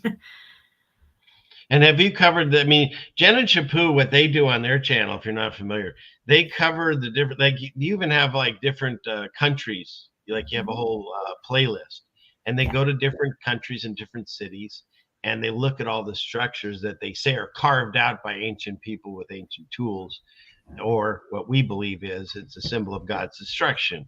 There's some type of melt, either a combination of water and heat or whatever from the first flood or through Revelation, whatever. And inside, I don't know if you've covered this one in Germany, there's complete structures within these quote unquote mountains. And so I don't think I've seen this. Look at this. The mountain is the building. The mountain is the building, guys. Boom, baby. And here is of course, a bath. I'm sure Roman bath. They always have those, they say. I think that might be a trellis for a horse or something. Oh, is that it? I was just making that apart. Yeah. But yeah, so this is from inside looking out. Wow. So they have to say people carved this thing, because how else could they explain it? Yeah, and the size of the doorways and windows, and they go into the ground, and the steps look melted, and it's the whole narrative over and over. It's so who's doing this? Who carved all this? No, it was a building, and then some destruction happened. Buildings? The destruction happened. Melted steps in there somewhere. Yeah. So anyway, this will be a new one for you and Chapu to check out. Yeah. Yeah. What's it called? I might need that link too. I have to look it up. Well, here, I'll just throw it in the chat and you can. Okay, sounds good. Where are you all? Let's go back. There you are. Okay. All right. So we'll throw that one in there. Anybody wants to check that one out. Thank you. You can look Got for an that. extension thing up here. Paste there and click, and we'll go over and throw it in Ruckfin. All right, I got it. You got it. Excellent. And my Rumble peeps. Throw over there, paste, and there you go. So, all right. And and thank you, K Melody. I'm glad I'm on Rumble too. So I keep threatening I'll do an exclusive over there. I just haven't had the time. I did 2 shows this week with Jen, so I'll work on it. Okay, where are we at now? Let's see. I'll get rid of the last tabs here. Let's see. Clickety click here, and here, and here. Okay, so we got that. What's next on this? Oh, I thought this was interesting. There's a group of flat earthers who debate constantly with the same globers over and over. Why even give them a platform that they're dishonest, unless, of course, it's all just a show? So I thought that was interesting. I agree with that because, when you know the truth, you don't believe it. You know it, okay? There's no debate. That's why I never debate anybody over this melted building thing and everything because there's nothing to debate, in my opinion, so.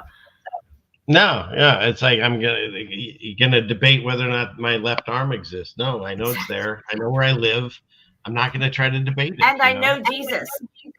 Right. Oh, what do I have for that? This one. Boom, baby. Boom, baby. Okay, but all we do on this show, we're not experts. There are no experts. We're all just learning.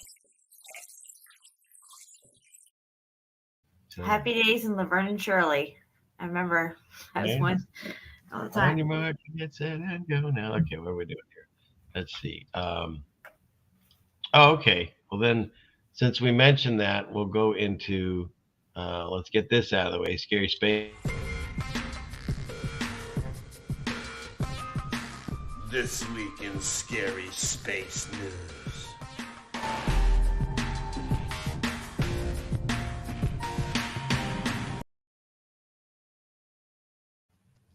All right, Scary Space News. So this picture, and look into it if you haven't already, the weight of these Columbia space shuttles and stuff. And yet we were to believe that they just magically fit on top of this, jumbo jets and 747s and stuff. So who knows what the heck this thing really was. Some people speculate it was a balloon or a shell of something. It wasn't actually the space shuttle. Why did I bring this up? Because this just happened. This is the Starliner on the way to the launch pad, and as it's driving, oops, there goes the panel. Oh, I sure hope that doesn't happen in space. You see that again. Boop, there it goes. Nice. Just pops right off. There goes your millions of dollars for NASA. Yeah. Yeah, just pops right off. So yeah, we're gonna take this thing right through town, so they believe that we're really going to space. Yeah. Nobody saw that. We'll fix it in post edit. How about the fact, once again, like I said, AI is writing the articles because it doesn't even come up with new names. There's a star watch for a 2,600-year-old star called the T Corona Borealis. Good night, everyone. Corona Borealis. Oh, isn't that man. wild? Unbelievable. So that's what's coming, because this is the lie they told us, that the light that we see on stars takes, as Carl Sagan, billions and billions of years. So the star you're looking at most likely is already dead and blown up, but you're just seeing the light finally reach. Like that even makes sense, right? I know. You're seeing light that doesn't exist because it takes so long to travel, but the star's gone. Give me a break. I got an exo planet I'll sell you. How about that? And they do. It's called Space Force, and there you go. Now just take your money for absolutely nothing. All right, so the Corona Borealis is coming your way, on Earth and in heaven. Let's see. A couple of Coronas and party. Hubble views the dawn of a sun-like star. Here's a cartoon of it. More cartoons, yeah. Yep. I wonder how many millions that costs to take that painting. And another cartoon. Astronomers find the largest, most distant reservoir of water. Right. Now, this happened in 2011. We can't Why even am get I a picture bringing? of the Earth or a good look at the moon, but they got water sorted out. Yeah, it's the water is equivalent to 140 trillion times all the water in the world's oceans. How do they know this? They just tell us they know all this, but how do they know this? I mean, You're asking too many questions. Billions and billions of light years away. Terminator's coming for you, Jen. Too many questions. Oh, my goodness. And then you critical got thinker here. yeah, we have one that can see. So it surrounds feeding a huge black hole called a quasar, 12 billion light years away. Not 12 billion and one. It's not too bad. We can get there. So, but once again, I find it interesting. This article is about water. This article is about water. This one's more current. NASA's ISS spacesuit situation turns grim. Why is it turning grim? They've been postponing spacewalks. Why? 2 NASA astronauts were preparing to exit the ISS for a second attempt of a spacewalk, but it was called off. Why? Due to a concerning malfunction of the suit. There's water everywhere, says Dyson. What is that doing there? Wow. It's like, why would there be water everywhere? Could it be that they film in underwater pools with green screens? No, that can't be. That can't be.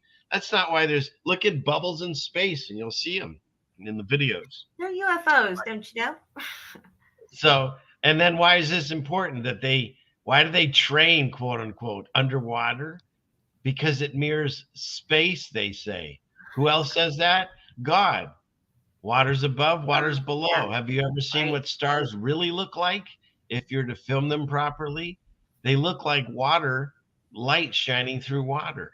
And you can do this without even fancy cameras. You can look at some of these doing this with telescopes or with binoculars. Good binoculars, even your camera, if you can get Venus low in the sky at certain times of the year, you can get it doing that really good. Yes.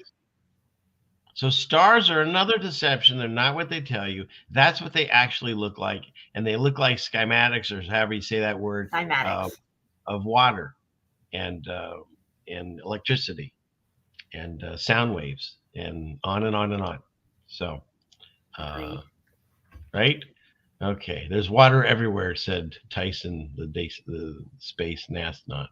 So I thought that was interesting. A lot of water in space. And then here's another cartoon. They found, what do they call this thing? I don't know. It's the beginning of time or something. A banana-shaped blob of color measuring 1,600 light years across, 290 million years old, blah, blah, blah. You can't prove any of these numbers. You can't prove any of this. And you know, like the articles are spitting out these numbers. They don't say how they get the numbers. Oh, this is 10 billion light years away. This one's 12, and this one's whatever. I mean, they just. Yeah, you can't fight it. It's like arguing with a 10-year-old. He just makes stuff up. It's profane and it's insidious. And more ways to steal your money. $843 million contract was just from NASA to have SpaceX. So that's tax dollars going to SpaceX to build a deorbiter for the fake space station. Is there a space station up there? If there's something up there, it's on balloons and it flies by so you can take a picture of it. There's no humans flying around on this thing. It's been up there for years and never blows a seal and never breaks down, never gets hit by any kind of shrapnel out there. Right. The one because time they have to have that thing up there still going around, because there's this thing called the wandering stars. Now, I've seen them plenty of times out front of my house at certain times, and they have to go out every night at a certain time. I would see this one coming across the sky, and it's just a little white light, just like all the other stars up there, but this one's moving. And they say they have to have an explanation for what's moving up there. So they say it's the ISS. That's what you're seeing, or some Starlink or satellite or some shit like that. But basically, that's part of, the cover up, the narrative that's covering up the truth, which they're wandering stars. They're some type of. And you can still find the article somewhere. They did have, I think, a whole breach one time, and the guy takes a picture of it, and it matches up to I think the album's by a band called Commodity. And it's the album cover exactly. And the album came out before he posted his picture. I think another time they said they plugged it with a thumb, just like the little boy in the wall and that Dutch story. So it's all nonsense. And so just another way to steal more of your money. They're going to fly some kind of machinery up there to destabilize the orbit so this thing come crashing down, probably in the Bermuda Triangle where NASA drops all of its rockets. So coming soon to a theater near you, meaning the world stage. Exactly. Now, how about this one, Jen? This article, and I can't verify this, but I have seen this, that a lot of scholars believe that Jesus's crucifixion was actually April 3rd, 33 AD, which would make sense, trip threes. Well, he was 33 when he passed away, right? When he died on the cross. So that's 30. Well, let's just say if it's close to that, this is what they believe. And let's see, what is this? There was a solar eclipse that happened on that day, and it lasted for almost 3 hours. And when you read the Bible about the crucifixion, same thing. It's when Jesus goes up on the cross, there's an eclipse of the sun for about 3 hours. So it matches up. So that's on April 3rd, 33 AD. Yeah. So I just thought that was interesting that this eclipse happens to match up on the same day that a lot of scholars believe was the day. And if that's the case, isn't it interesting that there was a solar eclipse for about 3 hours, just like predicted in the Bible? So I thought that was a really interesting connection there. All right. And then, so that's the rest of the, let me stop this. That's the rest of the scary space news for this week. But isn't that something? So NASA actually proves Jesus. Is that great? Yeah, that's pretty good. You got to take that one. That's a win. That is a win, right? That's a win. Okay. Well, it's sandwiched between some lies, but yeah, there it is. Right? Yeah. So here we are. And so here we are. Demons have birthdays? ? I don't know about that, Susan. I'm not sure who you're talking to, but I don't know if they have birthdays or not. Yeah. Well, they're free floating spirits, so I believe they can transfer from one to another, kind of thing. Right. I don't think that, because according to the research, I guess you could say, whatever we've found out, say the Nephilim, they were an abomination. They weren't supposed to be here. And so when you have the flood, no flesh survives, except I think 8 people on the ark and the animals. And so when you have a whole bunch of spirits with nowhere to go, they just stay here inside the dome. Everything's enclosed. And so they roam around, kind of like it says Satan does, like, a lion waiting to pounce. And I hear that they're ones that work off of, different sicknesses or sadnesses that people have. So, if drinking is your thing, they hang outside bars and stuff, Again, I can't prove any of this, but I've heard the stories of people that have experienced this. A lot of mental illness, they say, with split personalities are demonic possession. There's definitely the spirit of Lilith that comes through all the porn that you can find anywhere. It's everywhere. You can't. They really got everybody eating corn, don't they? And all the high fructose corn syrup made with corn, right? So okay, but that's a different word than porn. Oh, porn! I thought you said corn. Yeah, corn. That's another one. Sure. Yeah, that too. Corn and porn everywhere. Yeah. I'm like, what the heck is she talking about? Like, corn comes through my phone. Okay, Richard, whatever. No, it's corn now. That's true. While they're watching porn. Okay, where's your guy? Shucking it. That's very true. Shucking the corn when they're watching porn. All right. See, now I got our wild enough boy. But no, it's another spirit demonic possession thing that comes through that. And I feel with all addictions, this is my new way of thinking with my new eyes. I don't believe anyone has the ability to kick it on their own. I think if it's a soft spot for you, it's an Achilles heel, it's always going to be there. And since we are in a spiritual battle, the devil is like a roaring lion waiting to pounce on you. So he knows your weakness. So he's going to keep tempting you with things that will, or causing situations in your life, causing you strife, depression, whatever, to force you into that addiction, to go back into it. And so I truly believe in my heart, the only way you can get rid of anything is to give it to Jesus. You have to have a relationship with him, and you have to give it to him. And you can't just flippantly say it and then still secretly really want to continue, because it doesn't work that way. And look at how You much have to. addiction there is now too. I mean, it's exponential when you look at the cities and the fentanyl crisis, and how it just seems like everybody is out on the streets and they're all on drugs. And I remember hearing about the zombie apocalypse. Remember all that talk from the CDC and stuff, get ready for the zombie apocalypse. Go look at the inner cities. Go look at Kensington and Philadelphia. Go look at San Francisco, anywhere. It doesn't matter. Atlanta. It's the zombie apocalypse. They're walking around like zombies. They're bent over. They're contorted. They're like rolling around in the streets and stuff. And it's horrible. It's literally horrible, but it is absolutely 100% what we would see at this time that we're in right now, the short season, the end of it, actually, because it's just getting worse and worse and worse. Every year it's getting worse, and it's happening faster. Even with the hyperinflation that we're seeing, everything's it's unraveling. The society itself is unraveling, and that's what he wants. He wants that. And we're human. We have weaknesses. And so the only way that you can completely cure that is to give it to Jesus and have him take care of it. Absolutely. I use this parable that I don't even remember now where I learned it, but it was this scenario that, you invite Jesus over to your house and you're hanging out with him. How fun would that be? And the devil comes to the door, and you look at Jesus, say, I think it's the devil. Can you answer it? And he goes, well, this isn't my house. And so you go and answer the door, and he messes with you. And so the next time you invite Jesus over and the devil comes to the door, you look at Jesus and you say, you know what?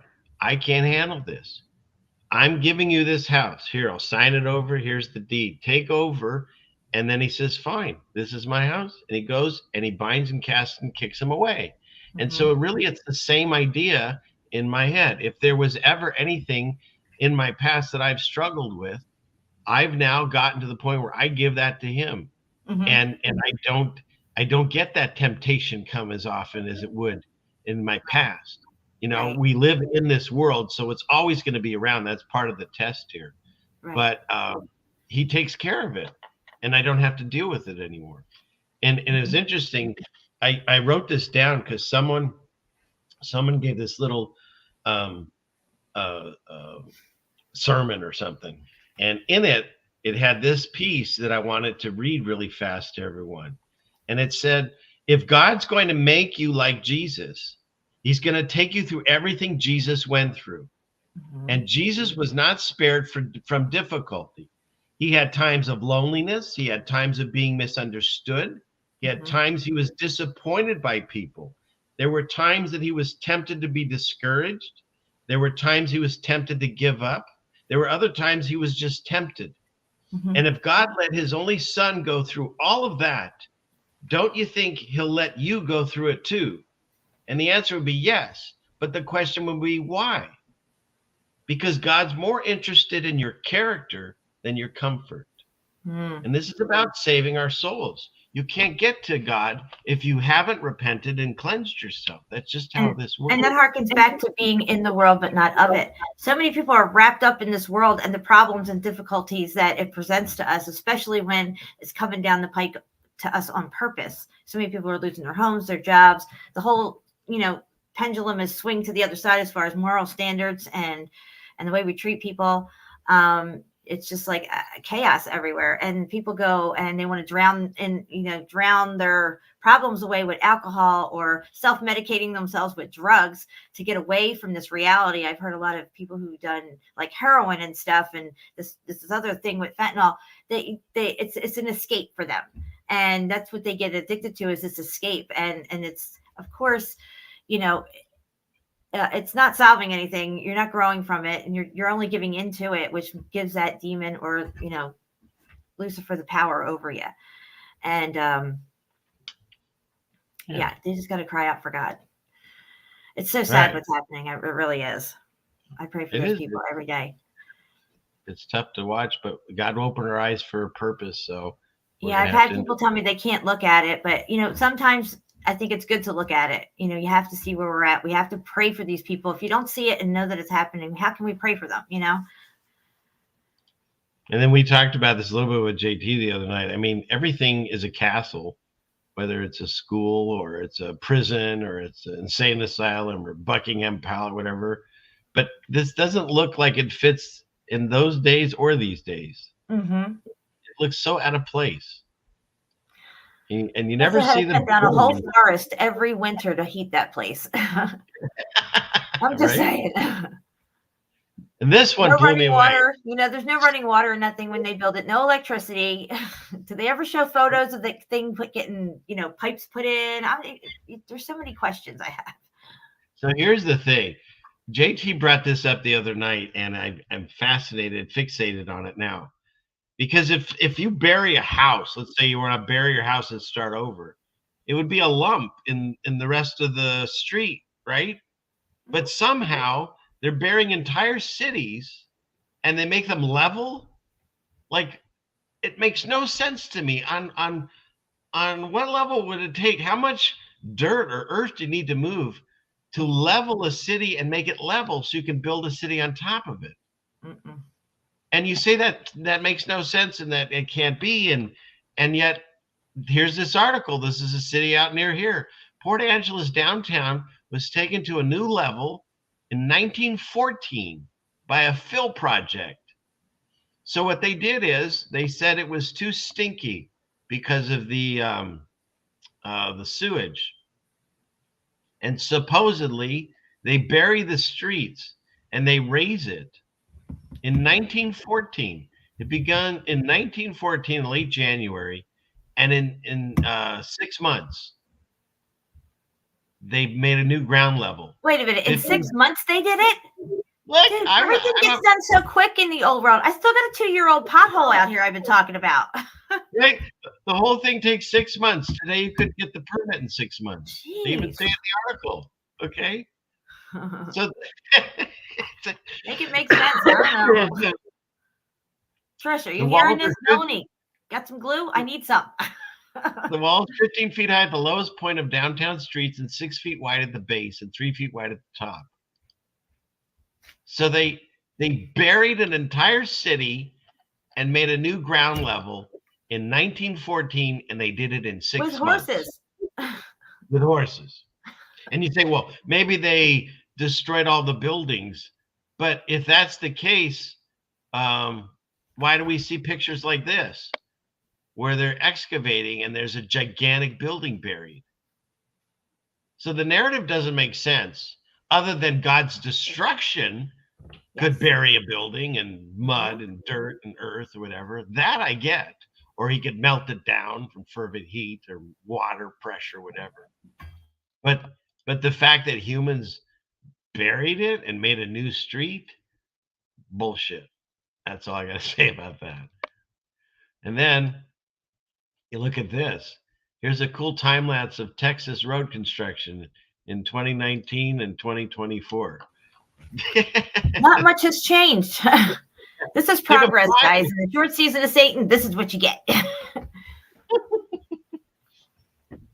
In 6 months, they put a whole new street and road in town. Well, they built that one building. What was it? The largest building at the time at that World's Fair. Was it the Chicago one or the San Francisco one? I think it might have been San Francisco. It was like the largest building of its time at that time. And they built it in, like a year. I don't even know if it was that long. So let's see. Yeah, no bueno. And then flag worship. Mm-hmm. Just saying. Look, a lot of people don't know this, but in the early part of the 1900s, when they started the public school system and they had them doing the Pledge of Allegiance, we, America, used to pledge the allegiance like this. You can look it up, guys. Look at pictures of Pledge of Allegiance over the heart or the hand up. You'll get it. Yeah. Yeah, there's that weird window that you're really not supposed to put your arm. You could go way high saying hi to someone, or you can kind of go low, but you don't want to get that weird spot right in the middle. Mm-hmm. And that's what they used to have. That's exactly what it looks like. Yeah. The religion of Satan is. So, again, it's another deception. Am I anti-patriotic? Absolutely not. I feel for all the people that have gone through wars and died and stuff, and it's terrible. Like I said, my sons are in the military, but they're fake as far as the reasons they're taking us to war, and it's sad that people don't know it. And part of it is it's, again, look into the history of some of these things. They're no bueno. But we don't know it now because so many generations have muddied the water over it. So we don't know. Nobody looks at the origins of these things, right, and where these symbols all come from. And you start finding they all come from the same places. What's that? Oh, look, there's the ark with the anchor and the heart. That's the Odd Fellows.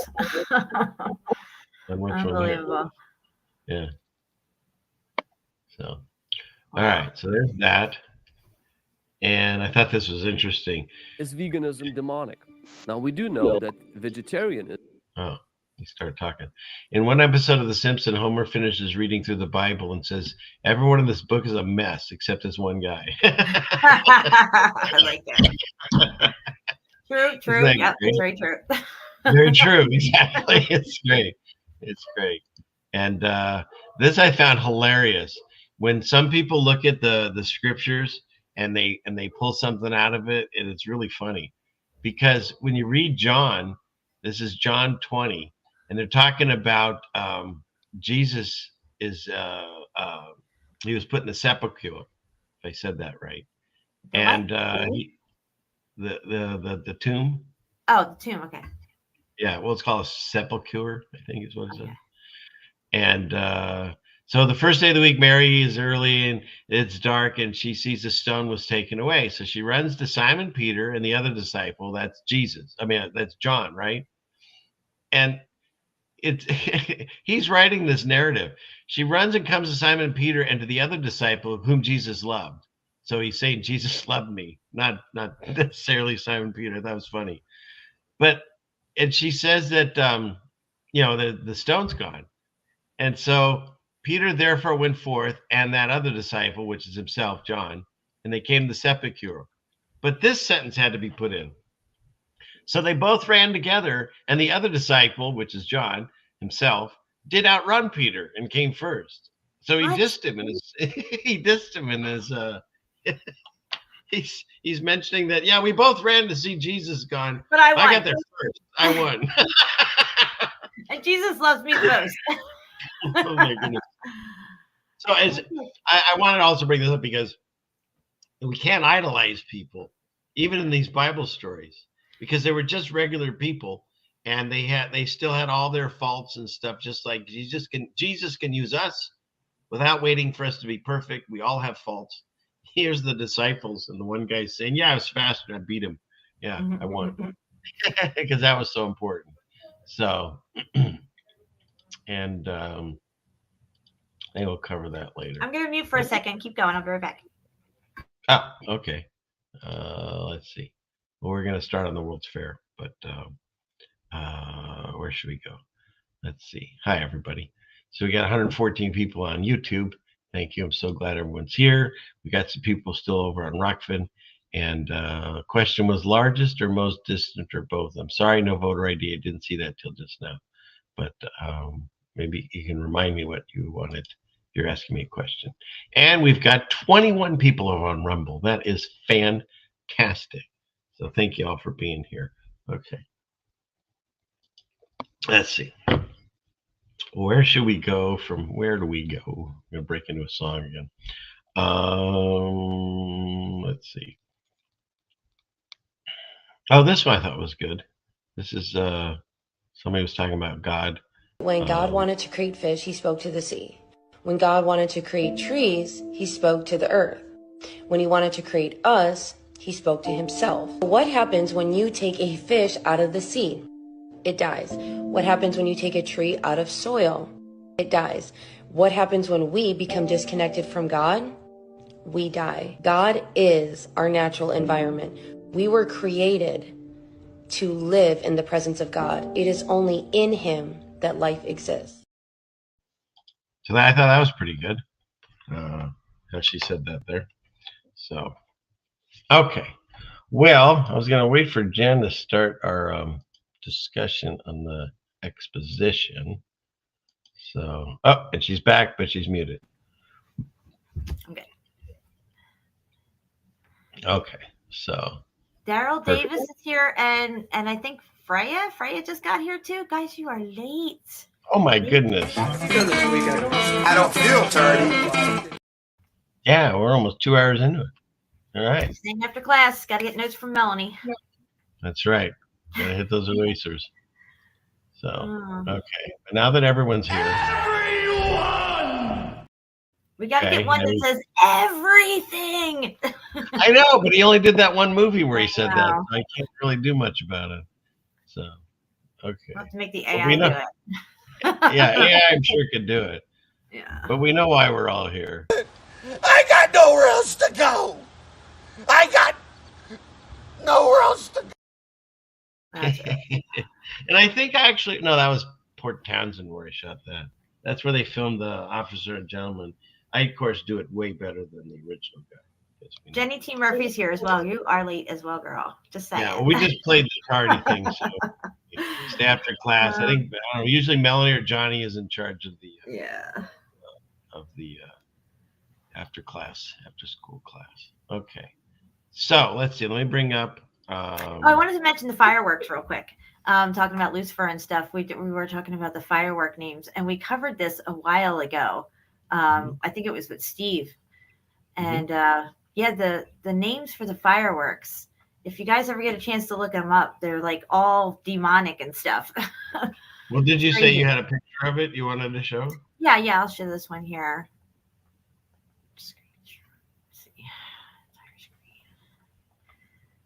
All right. Okay, It's like this one here. There it goes. Yeah, well, that's pretty obvious on that one. Yeah, that one. Then they got the mummy and smoked over here. All other different kinds as well, but I didn't want to just go through all of them. But you get the idea. They're all crazy demonic names. Yeah. Just saying. And it's for Lucifer, so why wouldn't it be? You know what I'm saying? Yeah, I mean, you're not going to have a Jesus Roman candle. Which JT was saying the Roman candle was the Christians on fire at the side of the roads in Rome. Oh, and this is the thing for the fireworks. The different elements produce different colored fireworks. So you got copper for the blue, sodium for the yellow, barium, magnesium. It says uranium is a radioactive element and is definitely not used in fireworks. Why would they put that on the list? You still have strontium and barium. I'm thinking they're using it because they put it on the list. It seems a little sus, you know. I know, right?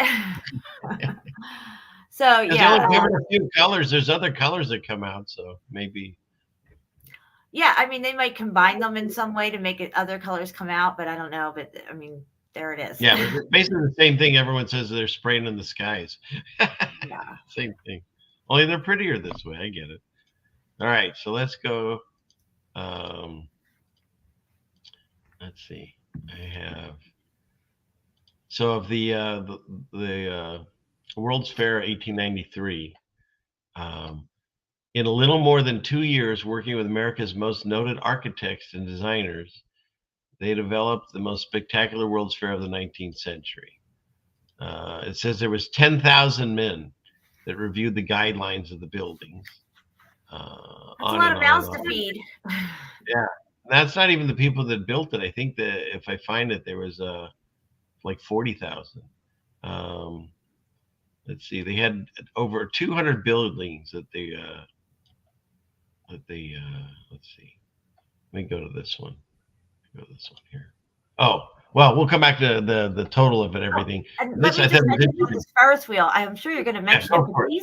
These Ferris wheels, you don't just get in there and sit down. They said they're the size of a small house, each Ferris wheel car. And you can fit 30 people in there, 60 if you have standing and sitting as well.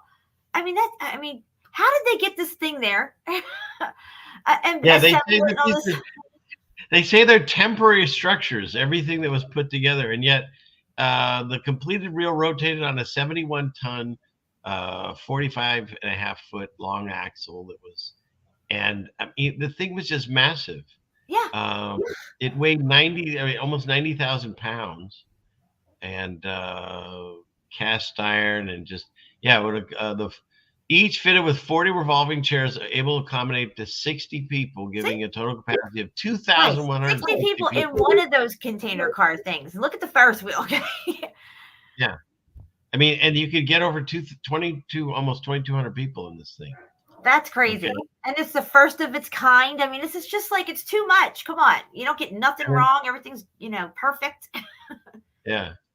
And let me continue here. It says that it cost in that day, this is, of course, 1893. It cost $385,000 in 1893. And of course, I did the calculator on that, and that would be about approximately, let's see, we got here is the 13,400,000 and change. And there was one guy who came up with the Ferris wheel. I don't know if it's the Ferris guy, that particular one. I forget the narrative, but he wanted to do something spectacular for the fair, and he built this thing and stuff. And I'm just like, I think it might have even been a woman. No, it was a guy. I don't know. Maybe it'll say in here, but designed by Ferris. There we go. Of course. And he just wanted to have something really spectacular. I mean, this thing is like nothing anybody's ever seen before. Yeah. It took 20 minutes to make 2 revolutions. And I guess it had to be hooked up to some electricity or something. How are they running this thing? Right? It said it generated a profit of $395,000. Well, isn't that convenient? They charged you basically $17 a person in today's money. Wow. So, yeah. So then after, what do? They dismantle it, they store it, and then they supposedly they relocate it. They scrapped it. And then scrap it. Yeah, they scrapped it. Yeah. After the 1904 World's Fair closed, they couldn't resell it, so they scrap it. So it was in existence from 1893 to 1904, and then it was gone. I mean, that is like something that you think could be around forever. I mean, that's iconic. I mean, look at the thing. There's never been one like that since. Yeah, it's nuts on how huge this thing is. So, yeah, there you go. Look at, and they have stuff like this now in Vegas. They have they have that giant Ferris wheel where you can have a party box and stuff. But the very first one already had it. Yeah, they said it's the size of a small house. That was their words in the article that I read. Look at all the people. You could see them. Yeah, it's crazy. Yeah. I mean, safety measures, standards, all this stuff. Everything's new, guys. I mean, it doesn't make sense. Yeah. Massive. And, so like I just said, it cost in today's money about $14 million back then, 13 and change. And then when you look at the entire exposition, the gross outlays, it says, where is it? Highlight it. Where'd it go? There it is. 28,340,700 in the money back then. So in the 1893 when they're doing this or whatever it was, it's costing them that much money, 28 million. And when they didn't even really they barely broke even on these fairs. Yeah, well, then when you change that to today's numbers, that was almost $1 billion, 988,992,000, whatever. So if it cost them almost $1 billion to throw this fair in 1893, oops, what happened to this? Panic of 18. It been really important for them to indoctrinate people. It was worth the money because they weren't worried about making money. They were worried about anchoring narratives and showing people the future. But how about the Panic of 1893, which was the economic depression of the United States? It began in 1893 and ended in 1897. They spent all their money on the Ferris wheel. You're spending $1 billion to put this fair together, and then they're worried that their economy's crashing. None of these narratives make sense. Exactly. How do you build all that when you have no money? So, and you end up building this. And travel back in 1893 wasn't like the greatest. You know, there's supposedly have people coming from all over the plane, not just, you know, that location that it's in. You know, then none of it makes sense. And it was massive. Look at all these buildings. City. That's a city. That's not a fair or an exposition. I don't even, it's just not. They said you couldn't possibly go through the entire thing in the summer. Because look they how only had it for 6 months, right? Yeah. Oh man. Yeah, it's insane. You think they would have taken some stuff and used, you know how we use like we rehab houses with old stuff from other houses and stuff? They could have did that with this. No, just tear it all down, burn it down, whatever. Yeah. I mean, look at the monstrous Ferris wheel and how it dwarfs the buildings. Yeah, I mean, this is like no joke. Yeah. Exhibit hall. So let's see. And then, of course, this trains. I think that's all on this. I don't have Shapu's pictures because, like I said, he's not here tonight. So I like the moving sidewalks that they had. That was really cool. Yeah, isn't that something? I think that is this. It's a moving sidewalk. Look at this thing, guys. Again, they call these all temporary structures. The country's falling apart in an economic depression worse they've ever had, and they're spending, $1 billion to put up a temporary structure. And they say they made money. I doubt it. No. So, yeah. I think that they added that statue there in the center. I think that's probably Lucifer, not anything positive from the millennial reign. Right. No, it's once again, it's the same as we were looking at the Statue of Liberty. They always have to have this representation. And where would Lucifer want to be? He'd want to be right in the center of it all, right? There he is. To mock Jesus. There we are. I mean, look at the size of these archways and stuff. And they're going to tear this all down. It's all just temporary. Just temporary. Spend all the world's economy on it. Another thing, too, that I was looking into was the bathrooms, which they call them closet rooms or closet something. Closet, I don't know, something like that. There wasn't a lot of bathrooms. Okay, they didn't even have running water, right? Yeah, but they put in an entire thing where you can ride a boat in front of it. There's no toilet paper. No plumbing in the building, but plenty of water outside that they pumped in for fountains and a fake lake and stuff.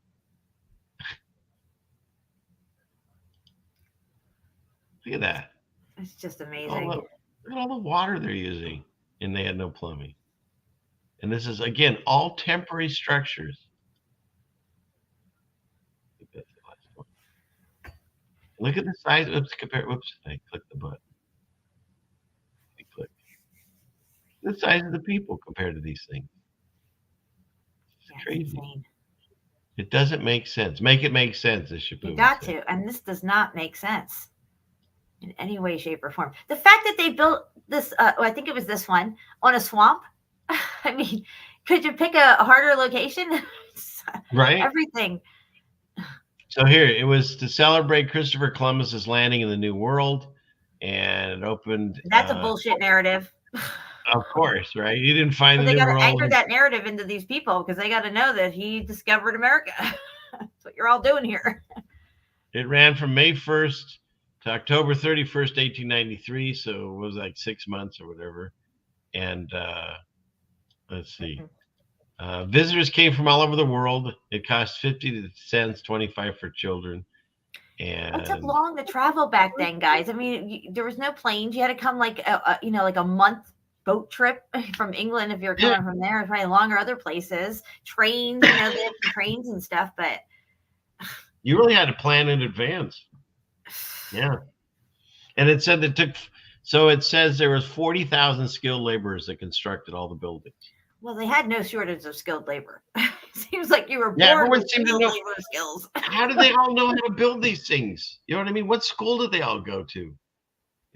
Everyone can build these monstrous structures without any training, it seems.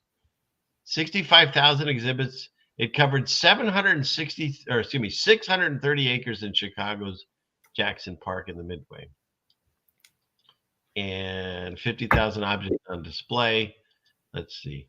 The Midway was dominated by the 250-foot Ferris wheel, designed by inventor George Ferris.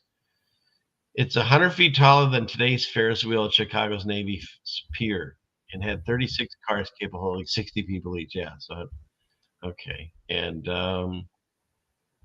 it was the beginning of several products, supposedly, like shredded wheat, diet carbonated soda, Aunt Jemima syrup pancake, and Chicago's Wrigley Juicy Fruit Gum. And Jen has a whole thing on wow. fruit gum.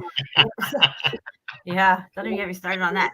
But yeah, they're anchoring in the American way, right? American food, and all that food's not good for you either. But yeah, this is where they started like the whole thing and got like, you know, patriotism and everything, all this ingrained into these people who were new. And public school wasn't a thing yet. This was actually like the first public schools where they were teaching people, you know, what happened, where we're at, and where we're going, you know, with all this technology and stuff. And of course, like every other narrative, why did they take down the building? Multiple tragedies marked the end of the fair. Smallpox epidemic that originated at the fair midsummer spread throughout the city. Then just before the closing ceremonies, Mayor Carter Harrison was assassinated. And finally, shortly after the fair's closed, a fire swept through it, destroying everything. Yeah. So how convenient. Yeah. What kind of fire destroys cement and concrete? I mean, come on. So they tore it all down, as always. And I thought this was interesting. So Westinghouse, and Jen knows a lot of this. I'll just kind of give you the quick, but you give them more. They got he was able to get the, what do you call it? The bid for it to light the fair. Yeah. And he wanted to use the bulb, but Edison won the patent on the bulb. And so he couldn't use the Thomas Edison bulb. And so they had to come up with a different one. Yeah. So and manufacture it. It was like 1,200 bulbs or something. It was hundreds of thousands of bulbs. Oh, okay. I don't know why I said 12. Maybe I went to 12,000. I remember. So he had this light bulb. And so interestingly enough, as everything seems in the old world happened in 6 months, they came up with all the light bulbs they needed. All the light bulbs, yep. And not one of them broke on the way there in their horse and buggies as they're bouncing around. 250,000 light bulbs that they had done in 6 months. And, you know, you got to have spares, right? Because light bulbs blow out, don't they? I mean, if you're the first time you're making light bulbs and you're making however many thousands of them, you know, and you're getting it all right, and there's no extension cords, where's these outlets at? And he says that was 25% of all the incandescent lamps made in the world at that time. And so you get a picture or two of a little tiny shed factory of women sitting there supposedly putting bulbs together. That's what you get as the manufacturing for it. And check this out. The engineers of the World's Fair's lamps did not last long, the light bulbs. So they had to be changed often. Where are those pictures? Exactly. Where are those pictures? And every time you see night shots, it's always perfectly lit. During the day, you look at these buildings, you say, and we will, you don't see any wires, guys. There should be wires all over the place. Yeah. So look at this. They say that these things didn't last and they constantly had to be changed. And there was 250,000 to begin with. And so you never see anyone changing them. And in addition to that, where was it? The entire system was run by one guy. Right. And this one guy should have been Nikola Tesla standing there flipping on the switch for the first time with his electricity, right? But no, they just got a regular old guy there. You don't see Westinghouse, you don't see Edison, and you surely don't see Tesla anywhere near their stuff. All you see is their names plastered over things, but you never see them at this fair at all. And that is completely 100% sus because they should be there. I mean, it's the first time the world's seeing this. Yeah. It says he attended, but he left all planning and construction and everything. Yeah, but even if he attended, there should be pictures. And there's no picture. I was going to say, there's no photo or whatever of any of these people being there. Exactly. So anyway, and like Jen said, if you look, you have more on your side. I'll switch over to you. Oh, yeah, I have some. Where are the light bulbs and the electrical cords and any of this? in the daytime. They just Exactly. somehow Now, these weren't small bulbs, guys. You saw what they look like. They're bigger than the average bulb, and so you would Yeah, see. here they are putting them together. Look at the size of them. That's them putting 250,000 bulbs together in 6 months and taking them And there. some of them, in some of the photos, it looks like strip lighting. Even not even that it's separate bulbs. Like they look like it's just a straight line of like it's like the building itself is illuminating. There's no extra. Yeah, like this. Yes, exactly. And then what's making this gigantic beam? How big is that bulb? Right. Okay, so let's see. I'll clear All out right. of that. Let me see what I got over here. Oh shit! I clicked on something I shouldn't have. Here we go. Present. Share screen. Get rid of these Click. tabs. Nice. I see what you did there. I'll bring it on here in a second. I just want to clear all this so my end will work better. Get rid of all that. Okay. So where are you? Here you and here you are. Here we go. All right, so you can see this, right? Yes. Okay, so here we're inside some of these buildings, and the interiors of the buildings were lit as well. So these light bulbs should be on the interiors and the exteriors. And when you look through these pictures, you don't see. Oh, sorry about that, guys. You don't see any of that. Oh my goodness, what did I do? There's no lights anywhere on any of these things. Let me close that real quick and go over to here. My thing's acting funny. Oh boy, what did I do? Oh, and Gabby mentioned Einstein. I have a whole discussion on Einstein. I'll do it for another show. I cover Einstein. I cover that other guy in the wheelchair. What's his name? Smartest Hawkins. man. Hawkins. Or Hawkin. S, no S, I don't know. I cover that guy. And yeah, we'll cover that another show again. But yeah, very sus there too. Yeah, not temporary structures. Okay, so I'm not seeing any lights on anything. I'm pretty sure this obelisk is all lit up. Definitely these towers are all lit up. That dome is lit up. Now the dome's a little farther off and you can't really see it that good, but there's no hint of lighting anywhere at all. Let me look over here on this one. This one's a little bit closer. I'm on Yandex. Yandex has really, really good clear images for really good quality and stuff. Look at this. Look at this right here on these arches. It looks old. Look at this. See here? Coming around to this one. These don't look new. You know what I'm saying? This whole thing, this facade looks older to me. Yeah. There's no lights anywhere. Not around this thing. Coming around here, nothing. All right, let me come off that one real quick and scroll down here a little bit. They're calling me smooth face and I'm sus now. At night, we're going to look at night shots, guys. This whole thing is lit up. These columns, these DJed columns right here are all lit up. This whole thing going around. Do you see any light bulbs? I don't see any light bulbs. And again, they have to be about this big because we just showed them making them. Yeah, exactly. Exactly. I don't see anything sticking off of anything anywhere. And you would. You would.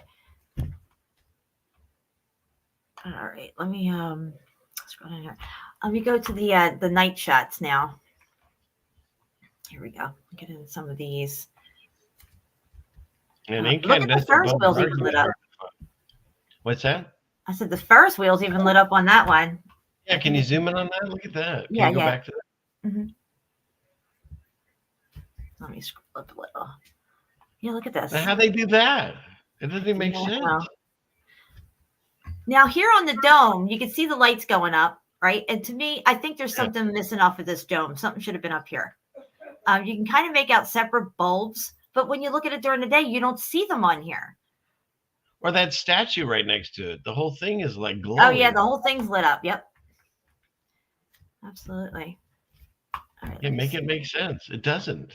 It doesn't. I gotta get some more night shots in here though. Okay, let me go back a page real quick. Night shots. Fair at night. Thought I had some more night shots in here. I'll find them. Here's one. This should bring me to other ones.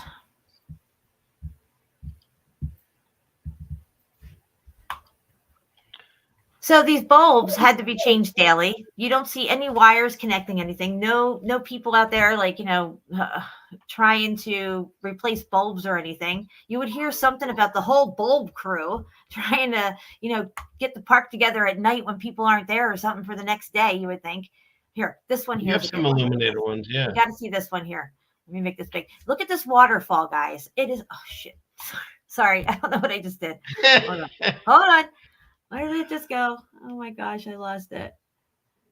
Where'd it go? Here it is. And Andy B, are the pictures fake? Well, some of these come directly from the websites of the actual World's Fair and stuff. So no, I mean they're whatever they took supposedly. Yeah, look at that. And like, what's lighting up that water right there? Is there a strip of light bulbs under that? And how come they're not getting wet? Exactly. They had waterproof light bulbs. Okay, now we're looking at the dome. The dome that was just lit up with supposed bulbs on it. But like I've said before, this tech, like the cathedrals and all, they have those nodules sticking off of conical roofs and everything. I always had felt that they were covered with some type of material, maybe gold or copper, and that the building itself is a component. It's a free energy grid system, and these buildings are self-illuminating buildings. They don't need lights, right? So when you look up here, look, you don't see lights, do you? You see those nodules sticking up, right? I don't see any light bulbs. Do you? No, I do not. Exactly. Or on the You statue. just looked at it at night. No bulbs. All along this edge here, there's no bulbs. It's just the nodules, just like we see on cathedrals. All this stuff should have light bulbs running across here. All this was lined out in the dark. Even under the bridges here, they have lights and stuff. You don't. You just see these nodules. See these nodules running along here? They would have all lit up. That's your lighting. And like I said, it said in the article that they had to change them frequently. So you're going not just occasional bulb here or there, you're going all over the place. And that one that's under the water, it would go, if you could find that one again, where it was lit up the waterfall. Yeah. So now what do you have, like waterproof bulbs back in the 1800s? That's what I'm saying, right? Because they got everything right. Skilled labor. They knew how to do everything. Bring that, can you make it bigger? Yeah. Yeah, look at that. So what is lighting up the water there? It has to be behind it. Yeah, it's definitely behind it and up under it somehow. But still, so extension cords were not invented until, let me see, where do I have the extension cord thing? Here it is right here. Because that was my big bone of contention. The first thing I thought was, well, how the heck are they hooking up all these lights? Because you got to hook it, unless they have a huge string of lights that is unconnected that they wired everything with. If not, they have to connect them, right? But there's no extension cords. It wasn't even invented until 1904. And then it wasn't even mass produced right away. So you have to believe that somehow they had like slots in the buildings to plug the bulb in directly. But then again, where are the light bulbs when you're looking at it in the daytime? And you're going to get water splash. I don't care how well you have that thing done. It's going to affect electricity, and water usually don't mix from what I've understood. But yet they were doing it perfectly fine back in the 1800s somehow. Yeah. And how are the lights staying up there? What are they tacking them with? What are they putting them on with? It's not just, I have trouble keeping certain lights up out back and stuff for my patio and everything. It's just, I don't know. Again, here you have this building here, which was massive. This thing's all lit up at night as well. During the day, it's looking a little dingy, if you ask me. I know it's black and white, but I don't see anything that resembles bulbs. And also you don't see any wires going from one building to another, or, even if they didn't have it on the ground, say they had it in the air, this building was, connected to the one next to it somehow with the wires or something. No, you don't see nothing. It's magic. Yeah. And then on the interiors of the fairs, they're all lit up at night too. Again, you see little, sometimes you'll see something that looks like a lamp, like a post lamp or something. But basically everything in here is lit at night. Yeah, I heard it got lit at night. Yeah, it's lit. All right. So, but yeah, guys, you can look more into that on your own if you want. You look up the World's Fairs, all of them, even after this first one. And it's just, the narrative doesn't make sense, especially when you start to think of it, the progression of when this stuff was supposedly rolling out to the public and everything. And then if you really, once you start on this rabbit hole, you can't stop, because then you find out that they were selling babies there Like, where did all these orphans come from that they were selling and giving away? Yeah, or and why whatever? was there such an exorbitant amount of premature babies going on? What was that all about? I mean, Yeah, it doesn't make sense.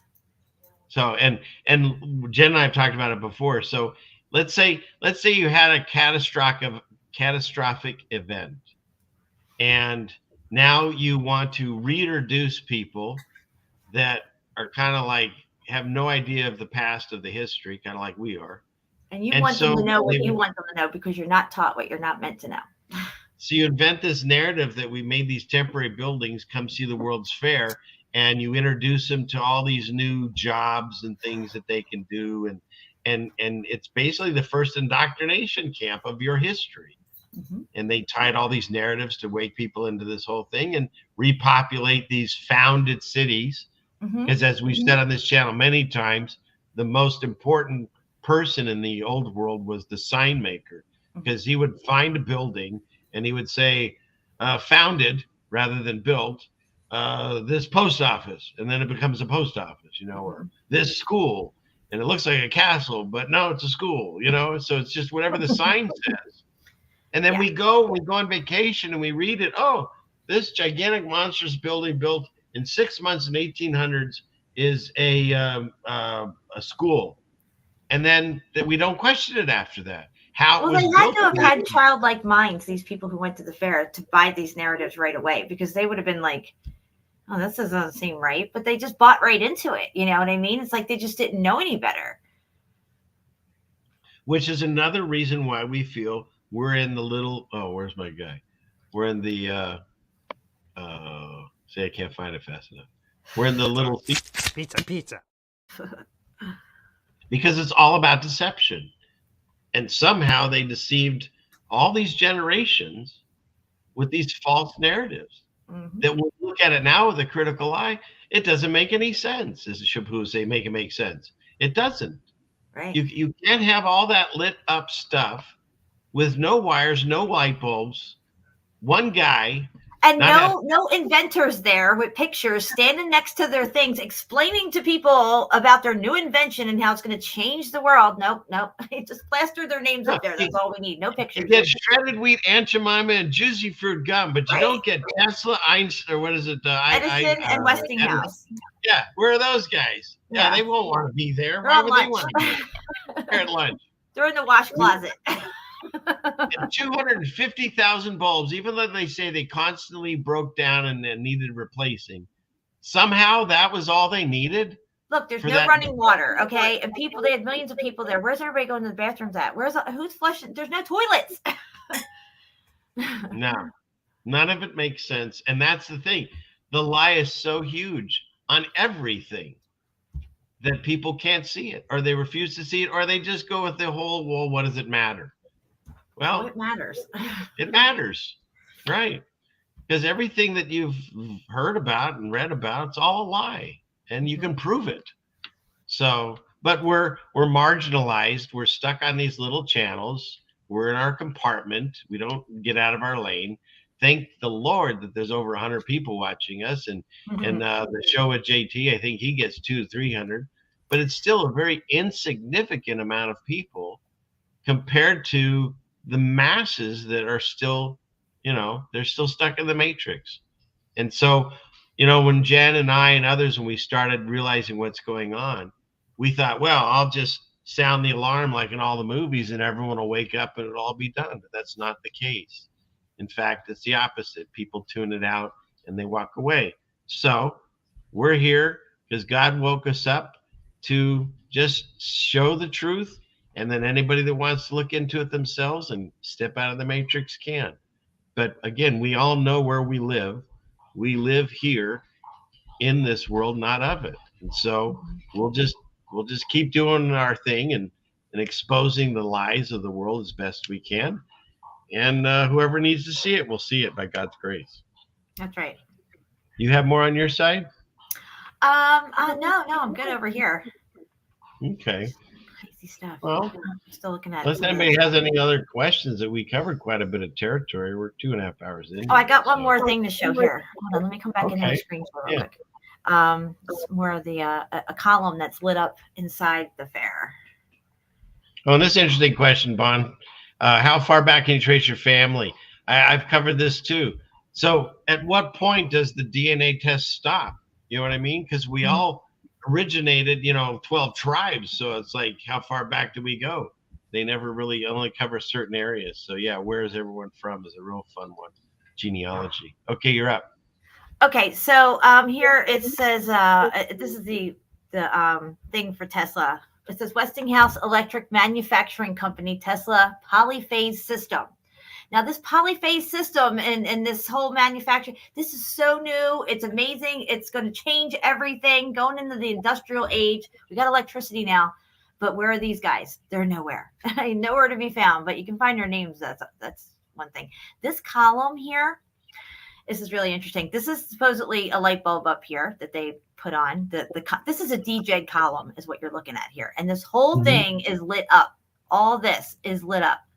I know it's hard to tell in this picture, but you don't see little tiny light bulbs or anything like that. But the whole thing's lit up. It's crazy. See how they got light posts inside the fair here and stuff? These light posts. So, and here's the question. If they say these things didn't last and they had to change them frequently, why are there never a picture of anybody in the background putting a new light bulb in? Right. Where are the pictures of anyone fixing this or installing them? It's all just always on or off with no cords and no bulbs. No bulbs. There's that moving sidewalk again. Of course, they don't even have those really perfected now, but they did back then. The thing's massive. Yeah, that thing's no joke right there. It's no joke. You think this is a joke? Joke. Look at that one. I love that picture. Just amazing. The fair was something to behold. This was, in my opinion, a millennial rain city of some sort. Here's another one with the Ferris wheel lit up. How are they lighting us Ferris wheel? This thing's going around and around and around. Did they got cords going around this thing's going around? How is it lit? How? Tell me, please. I'll wait. Make it make sense. How are the cords going around? What connected the electricity to each one of those lines there? That's interesting. I know. It doesn't make sense. None of it makes sense. Look at that one. What's that one with the bridge lit up? This one here? Right in the middle. This one.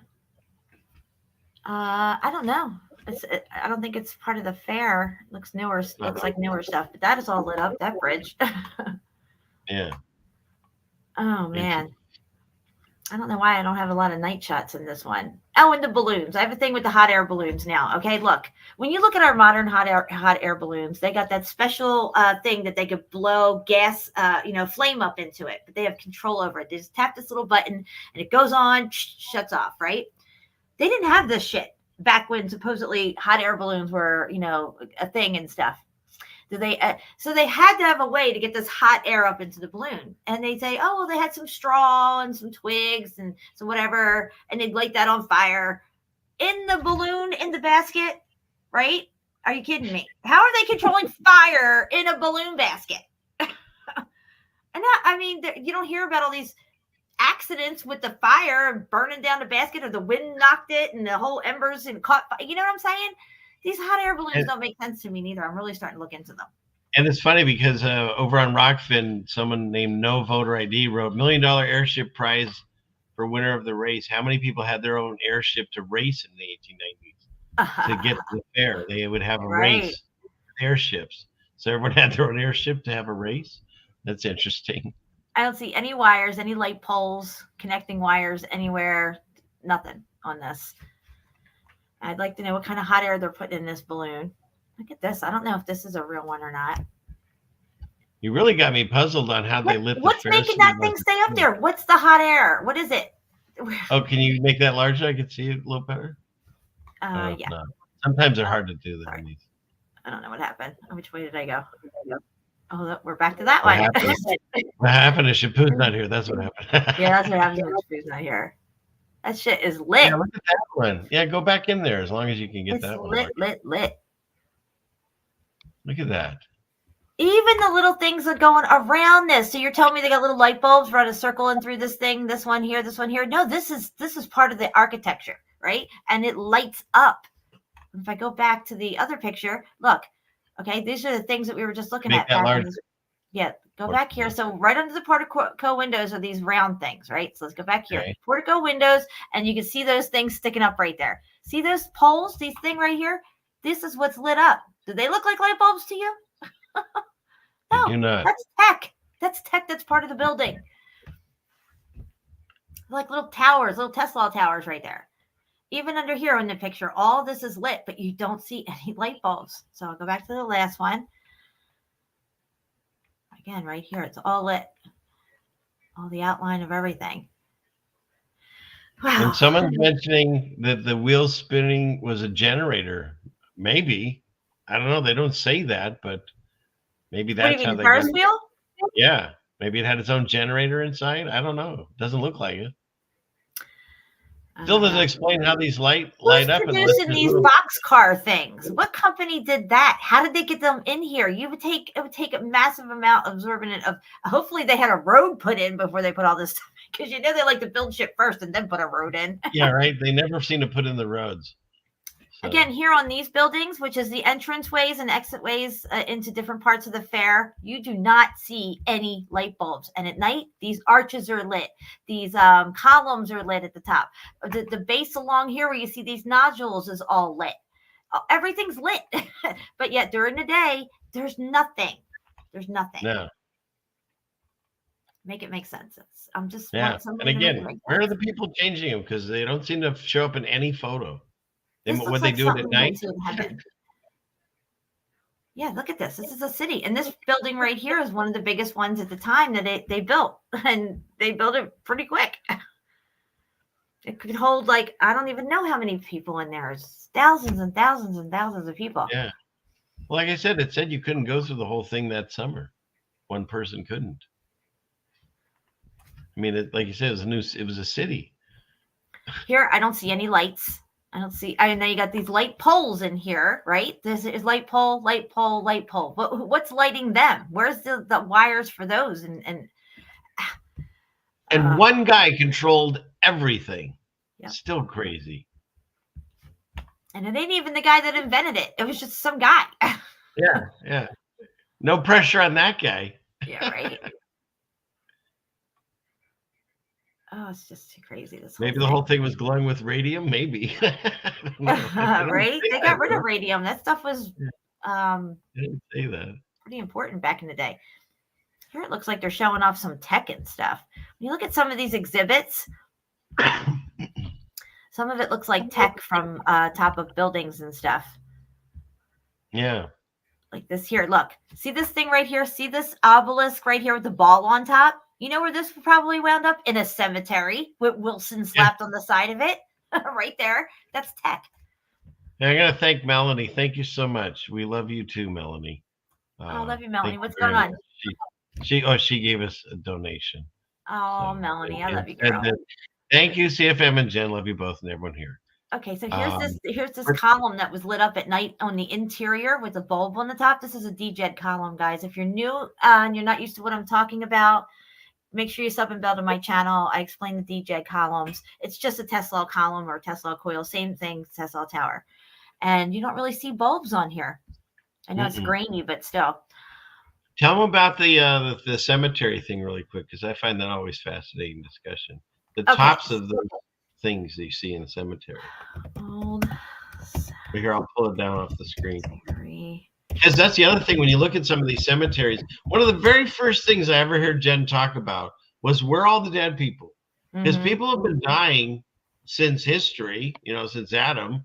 And so why aren't the graveyards all full by now? Is everyone? Exactly. They're not full. And these graveyards are from the 1800s and they're still open and not full. Now you can argue about wars and cremation and all that. I get that. I get it. But the number of people to the ratio of what's going on in the cemeteries, it doesn't make sense. And there's not a lot of new cemeteries. No. Especially. And you also have to be one of the quote families in order. Are you ready? I'll bring it on stage. Yeah, we're you good. can't just open up your own what do you call it? Mortuary or cemetery or whatever. There's like certain things you have to do. And some they found cemeteries that actually have like subway tunnels and stuff underneath them. Like, where are the bodies? There's a lot of weirdness. So instead, this is something that one of the first things I saw you and Steve really covering was the tops that you see in here. So go ahead, hit 'em with this. Okay. Oh, So I waited here for is you. an old cemetery in Scotland. Right here in the center, you can see this column right here with something on top. Looks just like what I showed you just a minute ago at the World's Fair with that ball on top in the column. Here it's in a cemetery, though. Again, you have another DJ column here with a statue on it. And then you have what looks like the top steeple of a church right here sticking out of the ground. This is all stuff that you find in cemeteries. Usually they have like a name slapped on it, like Wilson or Thomas or something like that. But basically, to me, it looks like stuff that they removed and took away from the cities and stuff and put them here. And then they pretend that they're monuments for dead people, but and I'm sure they do bury people here and stuff, but this to me is where Antiquitech goes to die, is cemeteries. And like anywhere you go, it doesn't matter. You see these same things all over Rome, all over the old world, on top of buildings. There's an overabundance of obelisks in graveyards. In my opinion, obelisks were most likely out front of a lot of these buildings because these obelisks are resonators. And they're going to resonate and help the free energy grid system operate the way it needs to. And yeah, to me, this is what's going on here in these cemeteries. It's pretty crazy. But you can look up any old cemetery, all the ones in the United States. You know, it doesn't matter where you go. You're going to find these same monuments. You'll never look at cemeteries again the same. There they are. Yeah, some of them don't even have their tech on top. And again, not to get caught up in the same minutia, like, do we think all graves are fake? No. But there's some weirdness to the tops of these things that match up to the tops of buildings in some of these old cemeteries. Mm-hmm. And, you know, no one ever goes and checks to see if there's anyone under there. Oh, let me see. But maybe it was just a place that they could take the tops of all these Antiquitech, as she called it, and throw them in the ground here and make a new narrative and get a sign maker and say it's a graveyard. Thank you, Trish. This is Argentina. And when I found this cemetery, it blew me away because it is like anything and everything that they could find to take down and put away out of this area when they were going to repopulate. They stuck right here in this location. And look at where the cemetery is, guys. It's right in the middle of a city here. Look, everything that you're seeing in this picture here is not a neighborhood. This is a cemetery. Here's the city back here. And this is all the tech that they took and put here. Can you zoom in? Yeah, I'm going to make it bigger. I got to find a better picture. Here's a good one. Let me see if I can click on this like this now. Oh, no. Hold on a second. Just give me 1 second. I'll go back one. There we go. I'll get to this one. And again, thank you, Trish. Oh, well, that's Melanie, but thank you, Trish. Look at this. Yeah, it looks like a city, but it's not. All right. And the stuff that you see in here is unbelievable. The monuments, the tech that you would see on top of buildings, all over the place in here. Let me zoom in on this one and kind of get an idea of what we're looking at here. Oh, this one, I don't know if this is the same one or not. This might be a different one. But again, you can see asking were they repurposed as resonators? We're not quite sure. They're just, why are the tops? We have airplane graveyards. You know, they don't really dismantle them. You can find huge airplane graveyards. I think this is what we're seeing with the tech, like the Bell graveyard where bells go to die during the war. They had a Bell cemetery. You can look up the Bell cemeteries. It's pretty crazy. That's a whole other rabbit hole. Look at all the bells that were around the world, and people believe, you know, with good reason that it had healing frequencies. And so what they do, they remove them all. So there used to be bells everywhere. They had to take them for ammunition. They said they were going to make them for the war or something, but that was all bullshit. They're just getting rid of them. You got domes, spires, you got conical roofs with nodules sticking off of them, and they just say it's a cemetery, but it's way more than a cemetery, in my opinion. It is where the Antiquitech goes to die. You know, I mean, look at this. It's a cemetery for Antiquitech. Exactly. That's exactly what it is. Sorry, I didn't mean to zoom so quickly, but you got steeples, you got domes, you got obelisks, you got, I mean, just, it's unbelievable what's going on in this cemetery here. It's in Argentina. I can't pronounce the name of the cemetery, but just type in cemeteries in Argentina, you'll get it up. and you'll just be blown away at what you're seeing here. This is a cemetery. Are you kidding me? This looks like a whole That's church. a cemetery. Look at that. Yeah, this is it. Walking through it. It's got streets That and would be- everything. Yeah, that would be like you'd see on top of a church. Yeah. And thank you, Melanie. She says we have nowhere else to go, and she loves us both. And we got $10 from her. Thank you, Melanie. You're awesome. There's some more. You can see they got the pyramidal. There's a few pyramids in here too, as well. This one's There's kind of always a pyramid here and there, isn't there? here, there, and everywhere. Yeah. And then they have, what's that thing called? You see it on a lot of the tops, and they have them in here too. It's the ball, and then it has the cross on it. There, you have a name for that too, don't you? The ball and the cross. Yeah, and they Yeah, also sometimes they'll have urns up there as well. Okay, I thought there was a specific thing on that too. I think the balls had mercury in them. And we were talking about like St. Basil's. When you look at the balls and the crosses on St. Basil's, let me bring it up real quick. It's not the average cross like we think that, for Jesus or anything. Someone's asking about the truth of the catacombs in France. I'm not quite sure what that question is, but yeah, there's all kinds of weird stuff of the catacombs around the world, honestly. Yeah, let me get a close up of their tech here.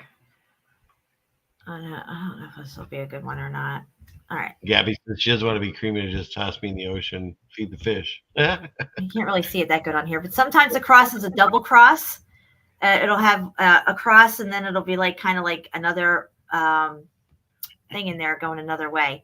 I think it had more to do with the tech than religious part of it, if you know what I mean.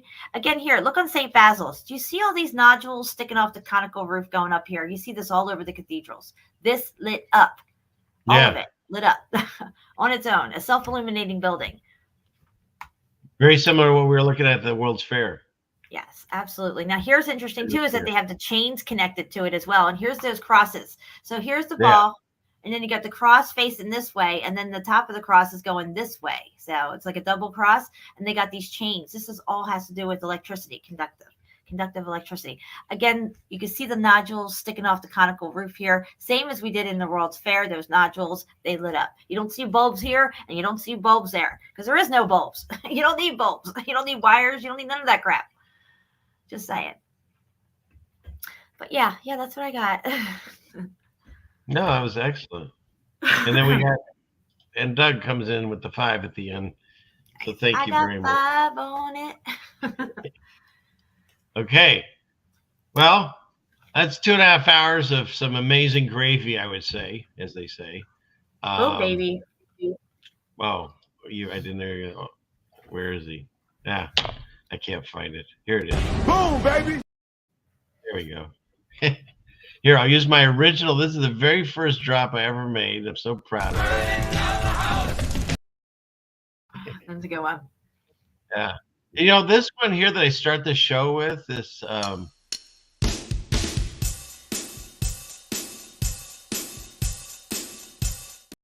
that one, I found that slide, and I made that little spinny of Friday night. It was like the first thing I put up on the, and I got to find the email. It was a wonderful listener way back then. And I used to do a lot of games. You played some of them with me, Jen. And I needed like thinking music. And so that actually was a thinking music. And I incorporated it with the guy that slides in. So I think I hit about it. What's that? You did good on that. I love doing that stuff. The editing, putting it together, and it's fun. I think I hit about, 10 pre-rolls before we even started the show. That's just how it is. It's been building and building. So, but hey, another fun night, another wonderful show with you, Jen. Thank you so much. I enjoy our conversations. Oh, of course. And so that's 2 this week. We had some great shows. Again, if you missed it, go back and watch the conversation with JC.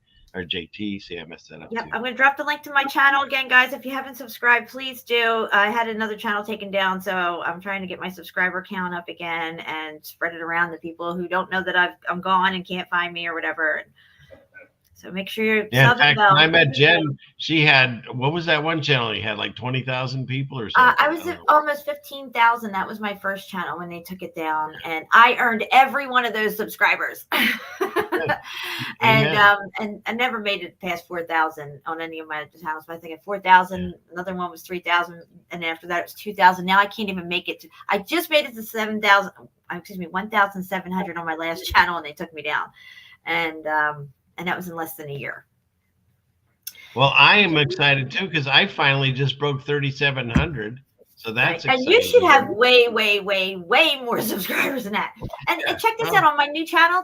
I've only had this a few months running, right? So my views on my live streams are higher than my sub count. How does that even work? None of it makes sense. Make it make sense. It doesn't. But we'll muddle through with whoever shows up. And once again, thank you all that have shown up tonight and continue to tune in. Please, if you enjoyed it, like, share, subscribe. You can, whatever works for you to help us out. We appreciate all the help. It's a blessing to be able to present this information to people that want to be here and want to hear it and have a good time doing it. And that's what we'll continue to do as God keeps breath in my mouth. So I'll say a quick prayer and then I'll let Jen end us out. But I just want, please, dear Lord, watch over us. And everyone that's listening to the sound of my voice, continue to guide us through these times. Give us the patience, give us the joy in our hearts, and comfort us and protect us from all evil that is coming our way. As we speak out in the name of truth, in the name of Jesus Christ, we're going to be attacked, we're going to be persecuted, but we will stand, and we will stand in truth, and we will stand with the blessings and the help that come from the Holy Spirit through our Savior Jesus. Amen. Hallelujah. All right. So, guys. And Jen has a saying. Like I always say, the only thing that evil needs to prevail is for good men and women to stand by and do nothing. Let it not be said that we stood by and did nothing. We are in the fight. We got the armor of God on us, and we have Jesus on our side, and we're coming from a place of victory. Please, God, deliver us from evil. Amen. Amen. All right. With that, he said this with a knife in his leg. Class is dismissed. All right. And Lord willing, we'll get together again on some other channel, on some other night, or next Friday night, if nothing else. In a galaxy far, far away. NASA's sponsoring it. Right. We'll cut our hair with our lightsabers. So on that note, thank you all again for being here. We appreciate all of the love and support, and we'll keep plugging along with God's grace. So thank you all, and have a wonderful evening. Good night. Good night, guys. I'm the satellite.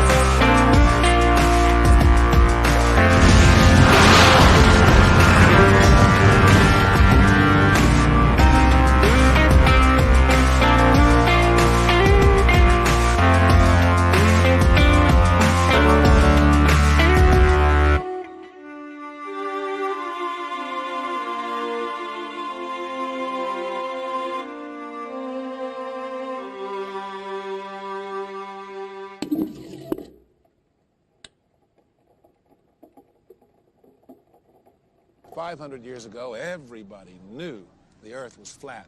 Satellite transfer complete.